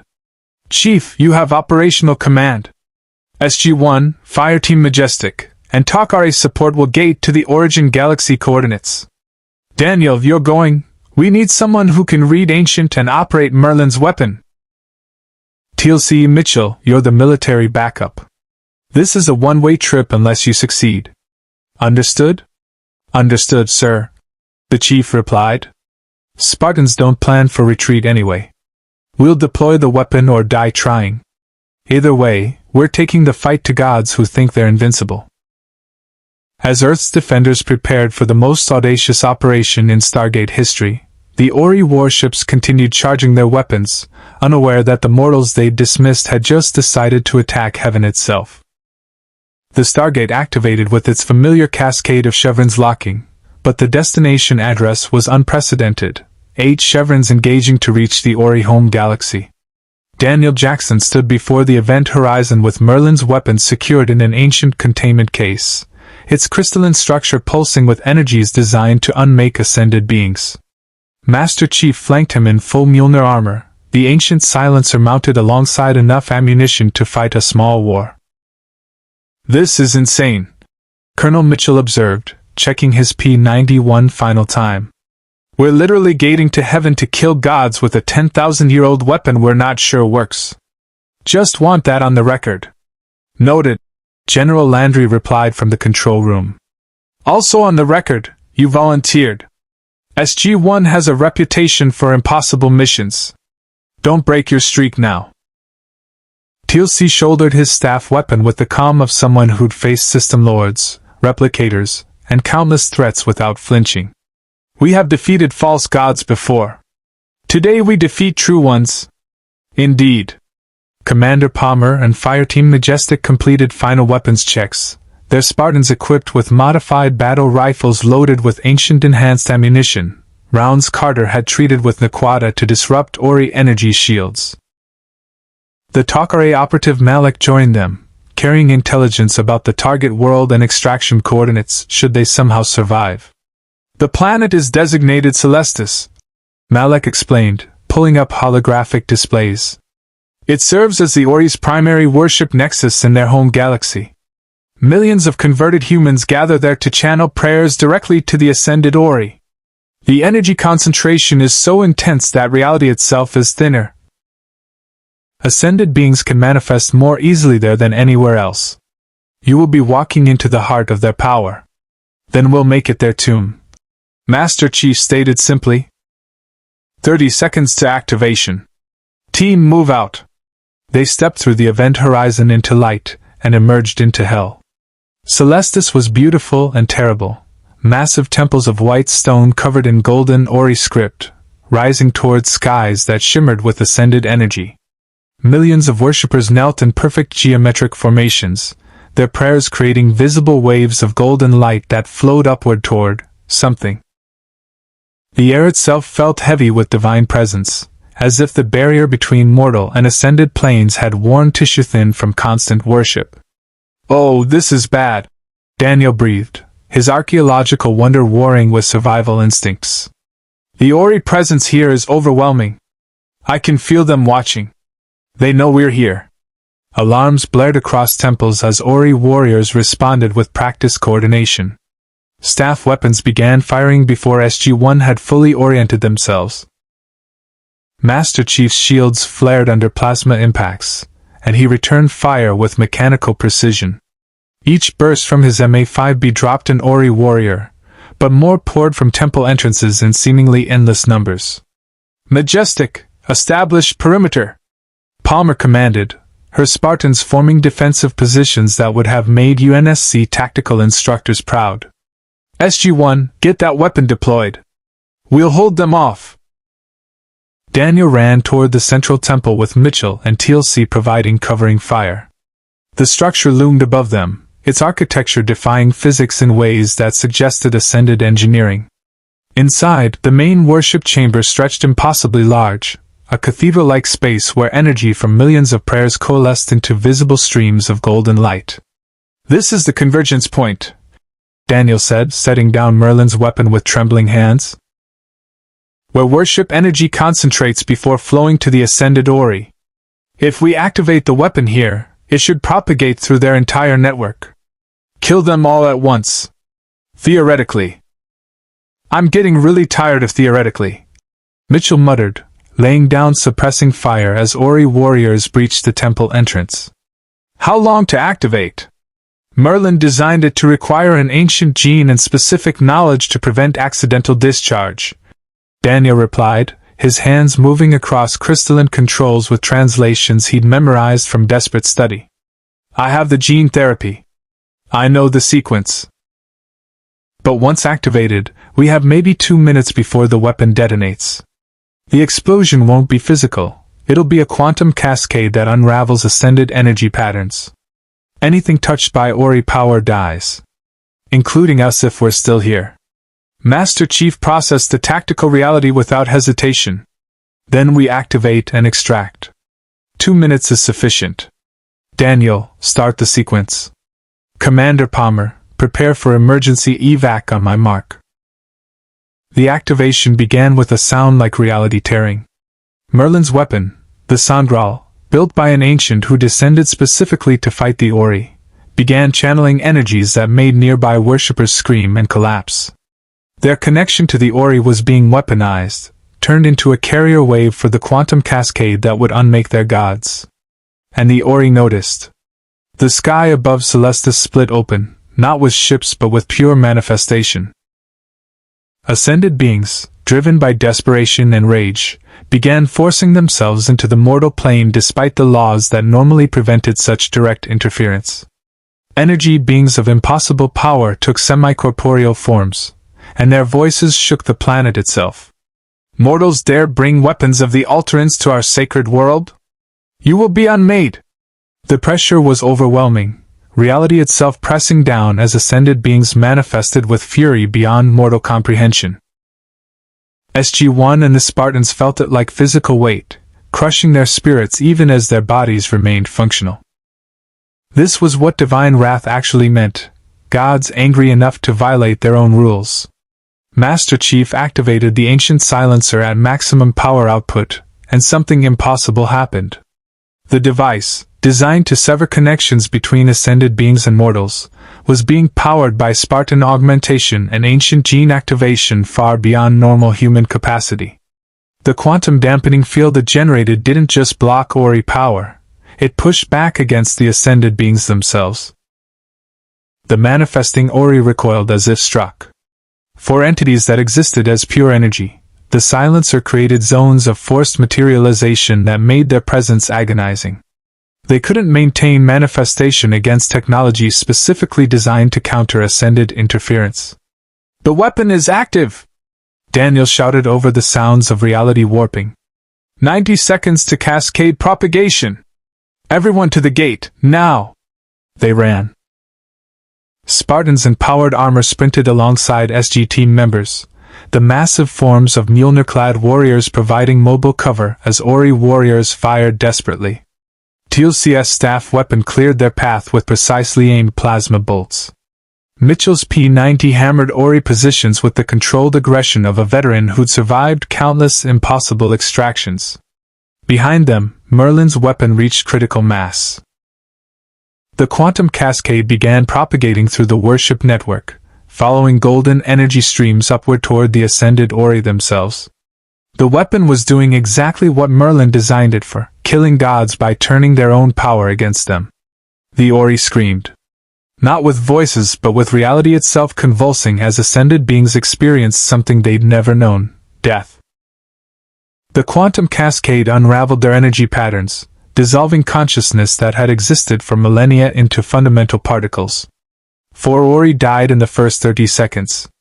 Then 6 more. Then dozens as the cascade accelerated through their network. "Gate room, 60 meters!" Palmer called out, her armor's tactical display showing the path even as golden energy waves erupted around them. "Move, move!" They reached the StarGate as Celestis began tearing itself apart. Millions of worshippers collapsed simultaneously, their connection to dying gods severing with traumatic force. Temples crumbled as the Ori power that had maintained reality-defying architecture vanished. And through it all, Merlin's weapon continued its terrible work, erasing ascended beings from existence with ancient precision. Daniel dialed Earth's address with hands that shook from exposure to energies humans weren't meant to witness. The event horizon established just as golden energy waves reached critical density. "Go! Through the gate!" Fire Team Majestic dove through first, Spartans experiencing the familiar disorientation of wormhole travel. TLC and Mitchell followed. Daniel grabbed the edge of the event horizon as a final energy wave struck, and Master Chief, last as always, ensuring his team escaped, pulled the archaeologists through even as Celestis died behind them. They emerged in SGC's gate room to controlled chaos. Medical teams rushed forward. General Landry descended from the control room with expression mixing relief and desperate need for information. The StarGate shut down behind them, cutting connection to a galaxy where gods had just learned mortality. "Report," Landry demanded. "Weapon deployed successfully," Master Chief stated, removing his helmet to reveal features marked by combat stress. "Merlin's device propagated through the Ori worship network. Multiple ascended beings terminated. Unknown how many survived, but their power base is critically damaged." "Confirmed." Roland's voice came through from Infinity in orbit. "Captain Lasky, the Ori warships are experiencing massive system failures. Their shields are collapsing. The worship network connection that powered them just severed catastrophically. Sir, we can take them. All vessels, engage at will." In Earth's orbit, 12 Ori warships suddenly found themselves mortal. Shields blessed by ascended gods failed as those gods died light years away. Weapons powered by divine worship flickered and died. And UNSC, Asgard, and ancient vessels opened fire with everything they had. Infinity's Mach cannon spoke with finality. The Pillar of Autumn added her fire one last time. Tria's ancient drones swarmed vulnerable hulls. The Ori Crusade, which had conquered galaxies through divine power, died in Earth's orbit because mortals had done the impossible. They'd killed gods. The destruction of the Ori fleet was systematic and brutal. Without their worship network connection to sustain divine shields and weapons, the massive warships became little more than enormous targets for Earth's combined forces. Captain Lasky watched from Infinity's bridge as Mach rounds tore through vessels that had seemed invincible just minutes before, their golden hulls rupturing in expanding spheres of debris and venting atmosphere. "Targets Alpha through Kappa destroyed," Roland reported with satisfaction that bordered on vindictive. "Remaining vessels Lambda and Mu attempting hyperspace jump. They're not going to make it." The final 2 Ori warships managed to open hyperspace windows, their damaged engines straining to escape Earth's space. Asgard beams from Thor's vessel carved through their engines mid-transition, and both ships exploded in the unstable interface between normal space and hyperspace. Their deaths visible as brilliant flashes that painted Earth's night sky with temporary auroras. "All Ori vessels destroyed," Supreme Commander Thor confirmed. "General Landry, Earth's orbital space is secure. The immediate Crusade threat has been neutralized." In SGC's infirmary, Dr. Lamb treated the mission team for exposure to energies that medical science barely understood. Daniel Jackson's biosigns showed quantum entanglement residue from proximity to Merlin's weapon during activation. His cells were literally vibrating at frequencies associated with ascended beings. Master Chief's enhanced physiology was already metabolizing the exotic radiation, his Spartan augmentation treating divine energy exposure as just another combat injury to overcome. You essentially stood at ground zero while gods died. Lamb explained, monitoring Daniel's neural patterns. The quantum cascade from Merlin's weapon propagated through dimensions humans can't normally perceive. That you're alive at all is remarkable. That you're functional enough to walk and talk is, well, it's impossible, but here we are. Commander Palmer leaned against the infirmary wall, her Mjolnir armor scored with energy burns from Ori weapons. Doc, impossible is kind of our baseline. Spartans have survived worse. The chief once jumped from orbit and walked away. Compared to that, killing gods is just Thursday. Indeed. TLC agreed, his Jaffa physiology having weathered the divine energy exposure with remarkable resilience. We have faced system lords who claimed divinity, replicators that achieved technological supremacy, and now ascended beings with genuine power. Each time, the Tauri and their allies prevail through determination and ingenuity. The Ori underestimated humanity's capacity for adaptation. Mitchell entered the infirmary carrying data tablets filled with intelligence reports streaming from Takare networks across both galaxies. Folks, you need to hear this. The Ori's death is creating shockwaves across their entire worship empire. Converted worlds are experiencing mass loss of faith as the divine connection literally severed. Priors are collapsing planet-wide, their enhanced abilities failing as the Ori power that sustained them vanished. We didn't just win a battle, we broke their religion. General Landry joined them, his expression mixing triumph with cautious concern. The Takare are reporting that approximately 70% of the ascended Ori were killed by Merlin's weapon. The remaining 30% have withdrawn to dimensions we can't reach, apparently too weakened to maintain their crusade. Their worship network is collapsing as converted populations realize their gods are dead or powerless. What about the human populations that were converted? Daniel asked, sitting up despite Dr. Lamb's protests. Millions of people across 2 galaxies who built their entire lives around Origin. They're going to be devastated, lost, potentially dangerous as they process the theological collapse. Magistrate Sienna entered the infirmary, her ancient features showing satisfaction tempered with millennia of wisdom. The Alterans anticipated this outcome. When the Ori first split from our people, we prepared contingency plans for ideological rehabilitation of their followers. Dr. Jackson, your counter-propaganda work has laid the foundation. Now we expand it. Show converted populations that the Ori's promises were lies, that true ascension comes through individual enlightenment, not worship of false gods. It will take generations to heal the damage, but healing can begin. Captain Lasky's holographic avatar appeared via Infinity's communication systems. General, we're receiving distress calls from former Ori-controlled worlds. Without divine protection, some planets are descending into chaos. Others are under attack from Goa'uld system lords or other opportunistic powers trying to claim territory the Ori abandoned. Earth's victory created a power vacuum across 2 galaxies. We need to decide how to respond. The strategic implications settled over the room like a weight. Earth had defeated the Ori through impossible courage and ancient technology, but victory had created responsibilities that stretched across galaxies. Millions of humans needed protection, guidance, and liberation from the ruins of a shattered religion. We can't garrison 2 galaxies, Landry stated bluntly. We don't have the ships, the personnel, or the infrastructure. But we can't abandon those populations to predatory powers either. Then we build a coalition, Master Chief suggested, his tactical mind already formulating strategy. The Free Jaffa Nation wants to expand their influence and prove they can govern justly. The Takare have experience with covert operations and cultural rehabilitation. The Asgard can provide technological support. And Earth provides military backbone and leadership. We create a joint task force specifically for stabilizing former Ori territories. Supreme Commander Thor's hologram materialized with Asgard approval. The High Council supports this proposal. The Asgard have long maintained that humanity possesses unique qualities of leadership and adaptability. Earth's victory over the Ori demonstrates this conclusively. We will commit resources to a joint stabilization effort.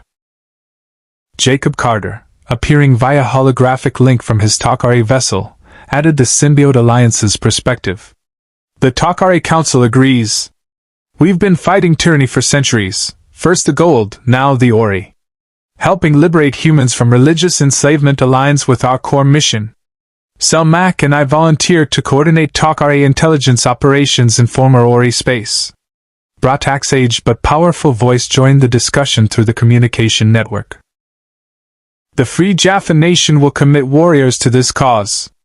We know what it means to break free from false gods. We will help others achieve the same freedom we fought so hard to gain. It is the only honorable path.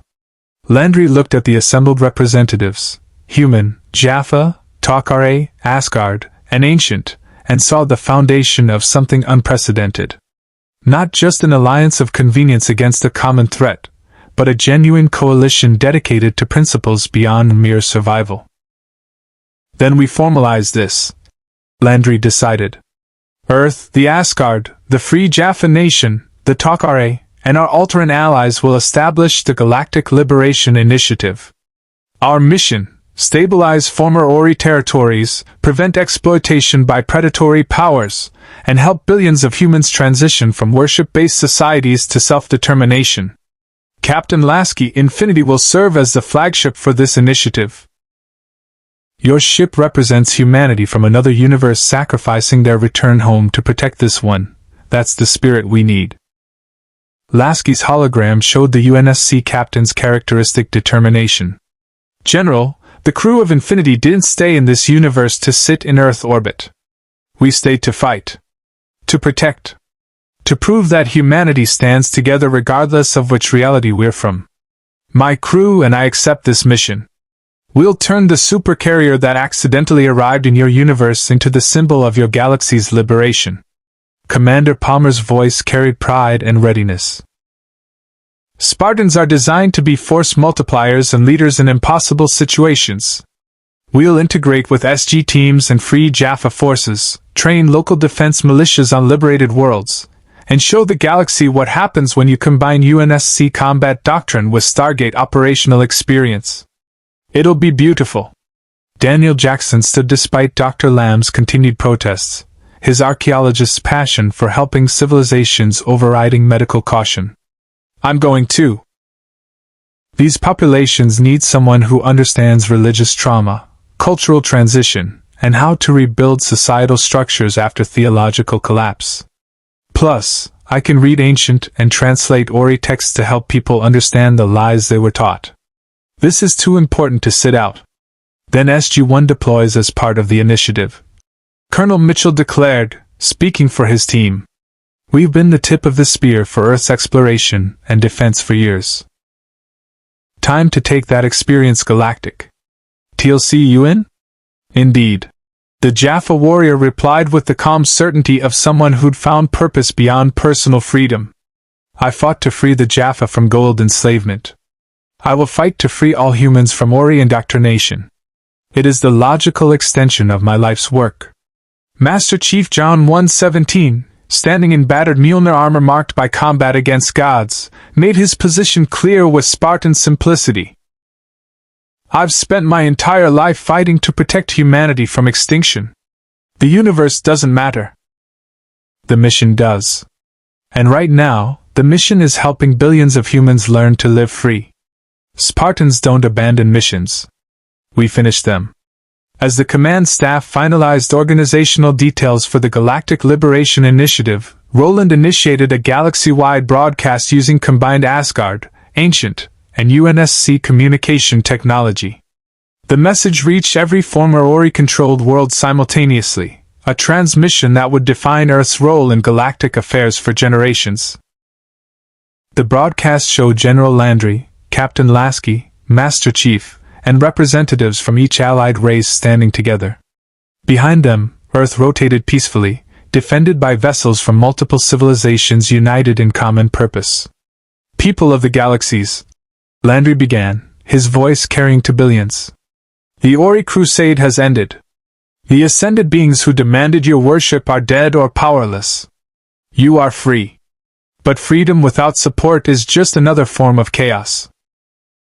Earth and our allies offer assistance, not conquest, not new masters, but genuine help rebuilding your worlds and your lives on your own terms. We fought gods to give you this chance. Now it's up to you what you do with it. Choose wisely. Choose freedom. The response was immediate and overwhelming. Thousands of worlds transmitted messages of gratitude, requests for assistance, and pledges of alliance. Some populations struggled with theological collapse, but others embraced liberation with desperate hope. And across 2 galaxies, the power structures built on divine tyranny began dismantling themselves as humans remembered what it meant to live without gods dictating their existence. In Earth's orbit, Infinity's crew watched their supercarrier, a vessel built for war in another universe, become the flagship of something far greater. Captain Lasky stood on the bridge with Commander Palmer, Master Chief, and Captain Keyes, looking down at the planet that had become their new home and the galaxies that had become their responsibility. 3 months ago, we were fighting the Covenant, Lasky observed quietly. Now we're leading a coalition to liberate 2 galaxies from religious tyranny. The universe has a strange sense of humor. Or maybe it just recognizes when warriors are needed and puts them where they'll do the most good, Palmer replied. The UNSC fought 30 years to survive. Maybe that whole war was preparation for this, for being the military backbone of something that actually makes the galaxy better instead of just preventing extinction. Master Chief, his helmet under one arm and ancient silencer still mounted on his armor, watched Earth with the same dedication that had defined his entire existence. We couldn't save everyone in our universe. Reach fell. Countless colonies burned. But here, in this reality, we have a chance to actually win, not just survive, but build something worth surviving for. That's mission enough for any Spartan. Captain Keyes, veteran of battles that had nearly ended humanity, placed a hand on the observation deck railing. The Pillar of Autumn was supposed to die at Installation 04. Instead, she found her way here and helped kill gods. I'd say that's a worthy second act for a ship that refused to surrender. As Earth's defenders, UNSC, SGC, Jaffa, Takare, Asgard, and Ancient, prepared for the monumental task of rebuilding civilizations shattered by religious conquest, the galaxy itself seemed to exhale. The Ori Crusade had ended. The Goa'uld Empire was broken. And humanity, in all its stubborn refusal to accept impossible odds, stood ready to prove that freedom and cooperation could triumph where tyranny and worship had failed. The StarGate continued spinning, connecting worlds and cultures. But now those connections carried messages of liberation instead of conquest, hope instead of fear, and the promise that humanity, no matter which universe it called home, would defend the right to live free from any who claimed divine authority over mortal lives. 6 weeks after the Ori's defeat, the Galactic Liberation Initiative had established footholds on 47 former Ori-controlled worlds. Master Chief stood on the planet Sahal, watching Spartan-trained militia forces conduct defensive drills alongside free Jaffa warriors and local volunteers. The population had embraced liberation with desperate enthusiasm, tearing down Ori temples and rebuilding their world according to principles of self-governance rather than divine mandate. Commander Palmer approached, her armor's HUD displaying tactical reports from across the sector. Chief, we've got a situation on Baganbray. The population there is resisting liberation efforts. They're claiming the Ori are only temporarily silent and will return to punish those who abandon faith. Prior loyalists have formed an armed resistance movement. SG-7 and local forces are requesting Spartan support. Theological warfare is harder than military engagement, the chief observed, recognizing patterns from the Covenant War. When people build their entire identity around religious belief, removing that foundation creates existential crisis.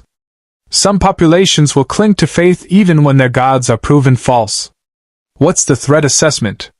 Approximately 2,000 armed zealots, mostly former Ori warrior class, holding defensible positions in the Old Temple district. They've taken hostages, civilians who tried to leave the movement. Colonel Carter says she can use Asgard beaming to extract the hostages, but the zealots have ancient technology they're using to block transport signals. We need boots on ground to disable their jamming before we can pull people out. Master Chief accessed his tactical network, pulling up real-time intelligence from Roland aboard Infinity. Coordinate with SG-7. Spartans will handle the direct assault. I'll take point. The ancient silencer can neutralize any remaining prior abilities they're using to maintain control. Time to show these zealots that clinging to dead gods only gets you killed. The mission to Vagenbray launched within hours. Pelican dropships deployed Fireteam Majestic alongside SG-7's experienced operators, touching down 2 kilometers from the temple district under cover of darkness. The zealots had fortified the ancient structures, turning Ori architecture into defensive strongpoints that would have given even experienced siege commanders pause. This is going to be ugly, Colonel Reynolds observed, studying the fortifications through enhanced optics. They've got overlapping fields of fire, ancient shield generators protecting key positions, and enough munitions to hold out for weeks if we try conventional assault. Then we don't go conventional, Master Chief replied, already formulating approach vectors that relied on Spartan mobility and shock tactics. Majestic, we're going vertical. Use grappling systems and armor thrusters to scale the outer walls. SG-7 provides suppressing fire and secures our insertion point. Once we're inside, we move fast, disable jamming equipment, extract hostages, and leave the zealots a choice: surrender or face elimination. The assault began with Spartans doing what Spartans did best: the impossible. Grappling hooks launched from armor mounts, magnetically anchoring to temple walls 60 feet high. Mjolnir armor's enhanced strength turned vertical surfaces into viable assault routes. Within 90 seconds, 4 Spartans breached the temple's upper levels through windows designed for aesthetic purposes, not defensive considerations. Inside, zealot resistance was immediate and fanatical. Former Ori warriors opened fire with staff weapons, their religious fervor making them dangerous despite lacking divine enhancement. Master Chief's shields absorbed plasma impacts while he returned fire with surgical precision, every round a disabling shot rather than kill. These were misguided humans, not irredeemable enemies. Hostages located, Spartan Madsen reported from the temple's central chamber. 37 civilians held in the prayer hall. They've got explosives rigged to ancient power conduits. If we beam them out without disabling the charges, the conduits detonate and level this entire district. The chief processed the tactical complication without hesitation. Thorn, you're on bomb disposal. Madsen, cover him. Palmer, we're finding their jamming equipment. It'll be near whatever's left of their command structure. They moved through the temple with practiced efficiency, Spartan armor's sensors mapping corridors while AI-assisted targeting systems identified threats before zealots could coordinate ambushes. The chief encountered the zealot leader in what had once been a prior's meditation chamber, a former Ori priest named Tomin who'd somehow retained partial abilities despite the Ori's death. "Demon!" Tomin snarled, his eyes flickering with faint golden light. "You cannot kill faith with weapons. The Ori will return. They are merely testing us, and those who remain faithful will be rewarded with ascension." Master Chief activated the ancient silencer, and Tomin's faint divine connection severed immediately. The golden glow died, leaving just a man clinging to delusions. "The Ori are dead. I was there when Merlin's weapon killed them. What you're feeling isn't divine power, it's residual energy from years of worship conditioning. You're not blessed. You're just traumatized." The truth hit Tomin like physical impact. His certainty crumbled, replaced by desperate denial. No. No, the Ori promised ascension. They promised meaning. Without them, what's left? Freedom to find your own meaning, the chief replied, lowering his weapon. "I've seen what happens when people build their lives on lies told by those claiming divine authority. The Covenant killed billions in the name of gods who were just ancient aliens. The Ori did the same. You have a choice now: accept reality and help your people heal, or die defending lies. What's it going to be?" Tomin's staff weapon clattered to the floor. The fight went out of him as theological certainty finally shattered beyond repair. What what do we do now? Without the Ori, without purpose, you live, Master Chief said simply. You build. You decide for yourselves what matters. That's what freedom means. Across the former Ori Empire, similar scenes played out as the Galactic Liberation Initiative worked to transition populations from worship-based existence to self-determination. It wasn't clean. It wasn't quick. Some worlds embraced liberation immediately. Others required years of cultural rehabilitation. A few descended into chaos before stability could be established. But progress was measurable. On Earth, General Landry reviewed status reports from across 2 galaxies with satisfaction tempered by awareness of how much work remained. Colonel Carter had established scientific exchange programs between Earth and liberated worlds, sharing technology while learning from civilizations that had developed under Ori influence. The Takare were running deprogramming initiatives for former priors, helping them transition from divine servants to independent individuals. The Free Jaffa Nation, under TLCS leadership, was providing security and governance training to populations learning democracy for the first time. The Asgard shared medical technology to help worlds rebuild infrastructure the Ori Crusade had damaged. And Infinity, the UNSC supercarrier from another universe, served as mobile command center for operations spanning sectors. Daniel Jackson stood in his SGC office, surrounded by texts from dozens of liberated worlds, new philosophies emerging from civilizations rediscovering independent thought after generations of enforced worship. General, we're witnessing something unprecedented. These populations aren't just recovering from the Ori. They're creating entirely new cultural frameworks based on cooperation, reason, and individual worth rather than divine mandate. It's like watching the Enlightenment happen across 2 galaxies simultaneously. As long as it doesn't come with 2 galaxies worth of revolutionary chaos. Landry replied pragmatically. How many worlds have achieved stable self-governance? 47 fully transitioned, another 100 in supervised democracy phase, and approximately 300 still requiring significant support. It'll take decades to complete the transition, but General, it's working. We're actually helping billions of people learn to live free. That's worth every resource we're investing. Captain Lasky's report from Infinity showed the military dimension was equally successful. General, we've neutralized the last significant Ori loyalist strongholds. Remaining resistance is scattered, uncoordinated, and mostly theological rather than military. The UNSCSG joint training programs have produced indigenous defense forces on 63 worlds capable of maintaining their own security. We're actually close to mission completion on the military stabilization front. Which brings us to the question nobody's wanted to ask. Landry said quietly. What happens to Infinity and the UNSC personnel when this mission concludes? You've been in our universe for nearly 6 months. Your crews sacrificed their return home to help us. Earth owes you more than we can ever repay. Lasky's holographic image showed the captain considering carefully. General, my crew and I have discussed this extensively. The truth is, this universe is home now.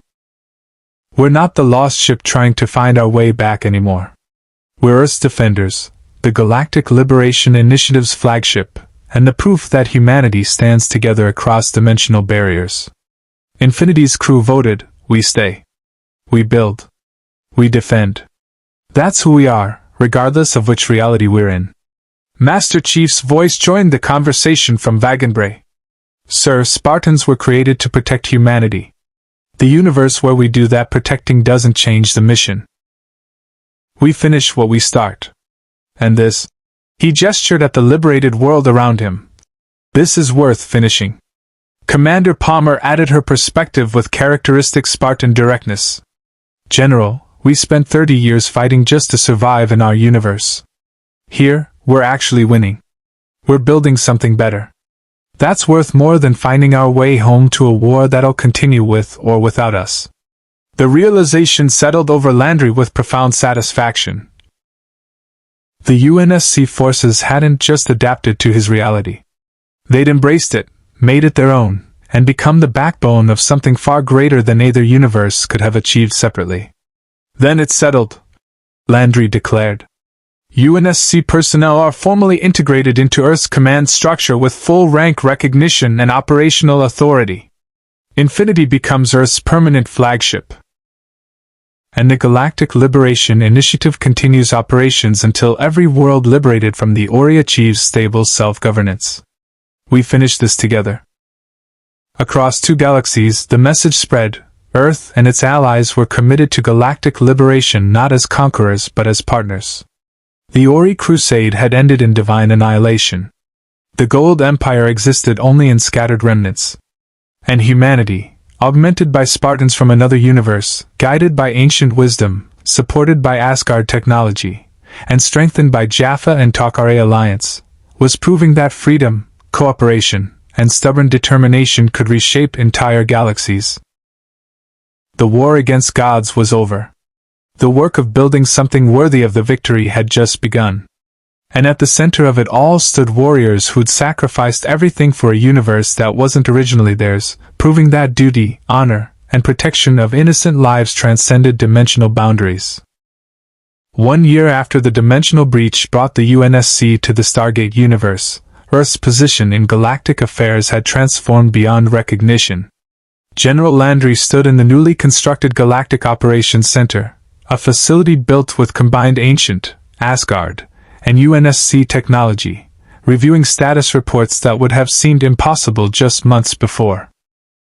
347 worlds fully transitioned to self-governance, Colonel Carter reported, pulling up holographic displays showing the former Ori Empire's transformation. Another 600 in supervised democratic development. Total human population liberated from religious tyranny. Approximately 8 billion across 2 galaxies. Casualties during liberation operations, remarkably low thanks to Spartan-led precision tactics and Asgard medical support. General, by any metric, the Galactic Liberation Initiative has succeeded beyond our most optimistic projections. Captain Lasky appeared via holographic link from Infinity, which was conducting patrol operations near the StarGate. The military dimension is equally positive. We've trained indigenous defense forces on 412 worlds. Combined UNSCSG Jaffa tactical doctrine is now the galactic standard for planetary defense. And perhaps most importantly, we've established the Galactic Defense Network, a coalition of liberated worlds committed to mutual protection and cooperation. No more isolated populations vulnerable to predatory powers. TLC, now formally recognized as Supreme Commander of the Free Jaffa Alliance, added perspective from decades fighting tyranny. The cultural shift is profound.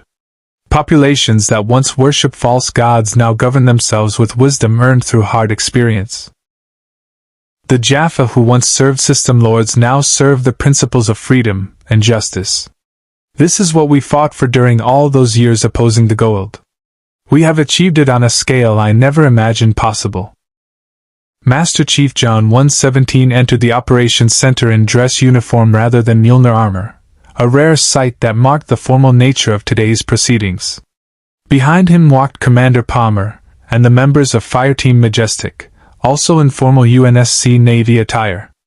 The Spartans had been instrumental in training the next generation of galactic defenders, and their legacy would endure long after their individual missions concluded. "Chief, your timing is perfect," Landry said, gesturing to the assembled command staff. "We're finalizing the transition protocols.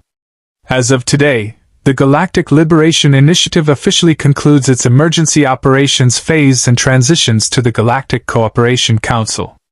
Earth will retain leadership role, but governance will be genuinely distributed among member worlds. Democracy on an interstellar scale." Daniel Jackson, who'd spent the year working tirelessly on cultural rehabilitation programs, looked exhausted but satisfied.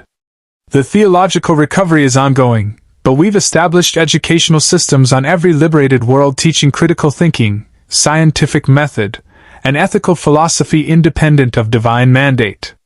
It'll take generations to fully heal the damage the Ori caused, but the foundation is solid. People are learning to think for themselves again." Supreme Commander Thor materialized via hologram with news from the Asgard High Council. The Asgard have completed analysis of the dimensional breach that brought the UNSC vessels to this reality. We can confirm that the rupture has fully sealed and will not reoccur naturally. However, we have also developed theoretical framework for controlled dimensional transit. If the UNSC personnel wish to attempt return to their origin universe, the Asgard could provide technological support. The statement hung in the air with profound implications. After a year of integration, sacrifice, and building new lives, the UNSC crew faced a choice: return to the universe they'd left behind, or remain in the reality they'd helped reshape. Captain Lasky met Landry's eyes with calm certainty. "General, my crew took a vote last night when we heard the Asgard might offer this option. The results were unanimous: Infinity stays. We're home. This is our universe now, and these are our people to protect. The war we left behind will continue without us. The peace we're building here needs us more." Master Chief's filtered voice carried the same absolute conviction that had defined his entire existence. Spartans don't abandon missions before completion.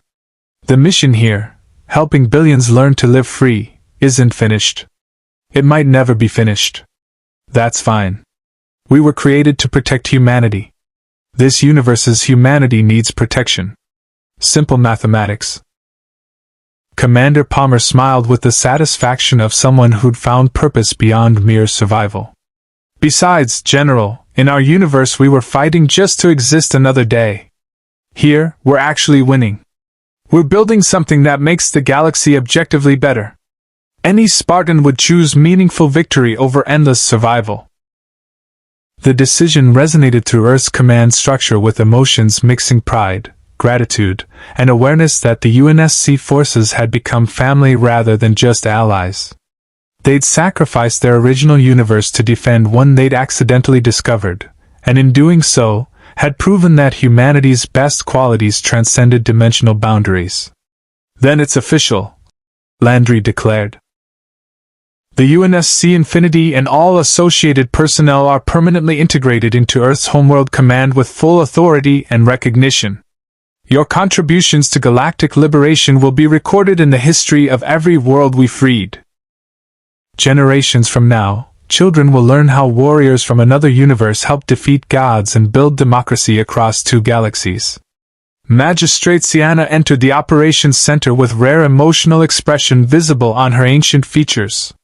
"General Landry, the Alteran Council has reached a decision regarding Earth's stewardship of our legacy.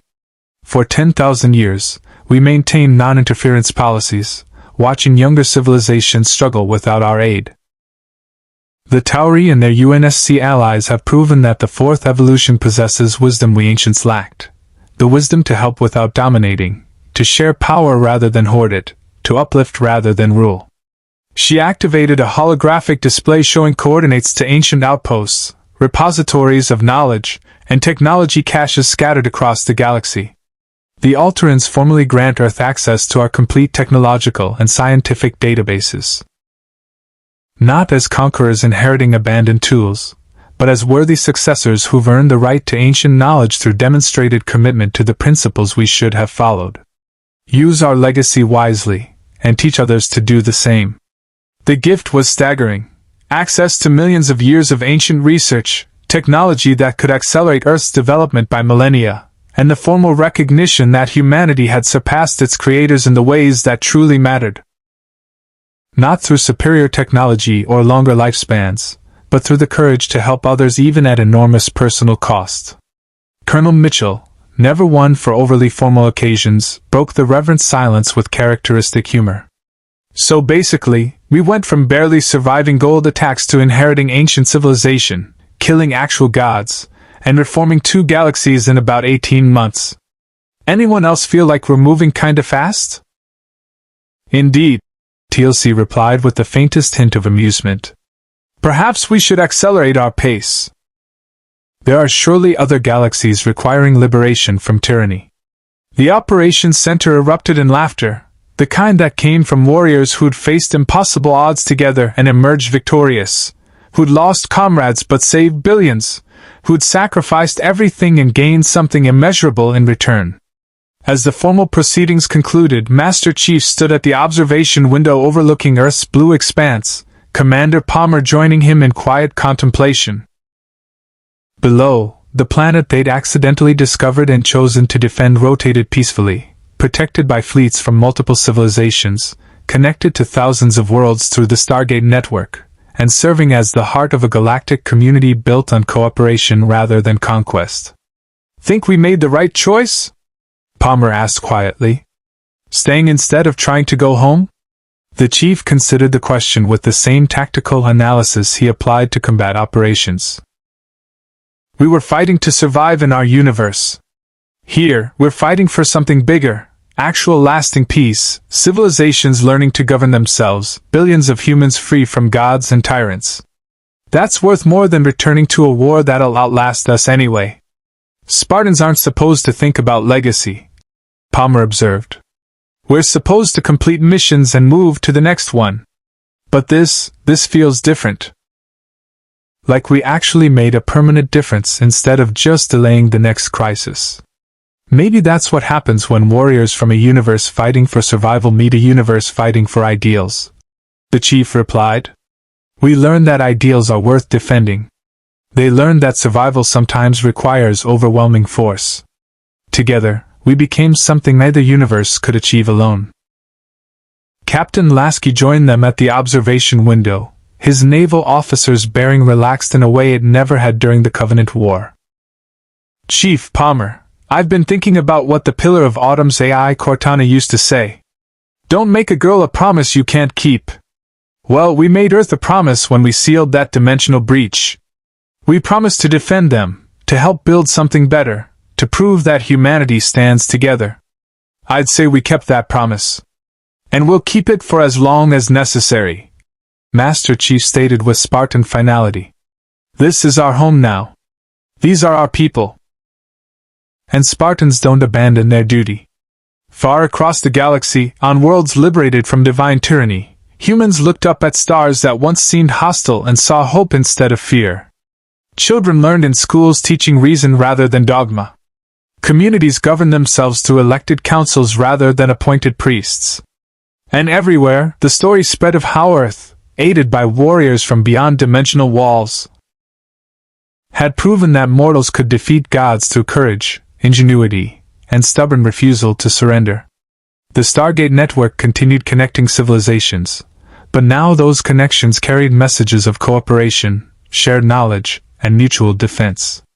The ancient legacy lived on through worthy successors. The Asgard had found allies who appreciated their gifts without depending on them. The free Jaffa governed justly, remembering their own liberation. And the Takari worked to dismantle the last remnants of Goa'uld tyranny across the stars. At the center of it all stood Infinity, the supercarrier from another universe that had become this universe's symbol of protection, freedom, and the promise that humanity would defend the helpless regardless of origin, cost, or dimensional boundaries. The war against the Ori had ended with divine annihilation. The liberation of billions had succeeded beyond all projections. And the future stretched ahead with possibilities that seemed boundless when civilizations chose cooperation over conquest. Earth's defenders, UNSC, SGC, Ancient, Asgard, Jaffa, and Takare, stood ready for whatever challenges came next. Because that's what defenders did. They stood watch. They protected. They built. And they refused to surrender, no matter the odds. The Gate War had transformed into something greater, the Gate Peace. And it was just beginning. The integration of UNSC forces into the StarGate universe marked a turning point in galactic history. What began as a catastrophic dimensional accident became humanity's greatest triumph, the liberation of 2 galaxies from religious tyranny, and the establishment of genuine democratic cooperation on an interstellar scale. Master Chief John 117 and the Spartans found new purpose defending a universe that wasn't originally theirs, proving that duty transcended dimensional boundaries. Captain Lasky and Infinity's crew transformed a warship built for survival into a flagship of liberation. The Pillar of Autumn, too damaged to fly again, served as reminder that even in death, human vessels could change the course of history. The defeat of the Ori demonstrated that gods could bleed when mortals refused to kneel. Merlin's weapon, deployed by warriors willing to walk into heaven itself, proved that courage and ancient technology could achieve what seemed impossible. And the cultural rehabilitation of billions showed that faith could be healed, replaced with reason, self-governance, and the freedom to determine one's own destiny.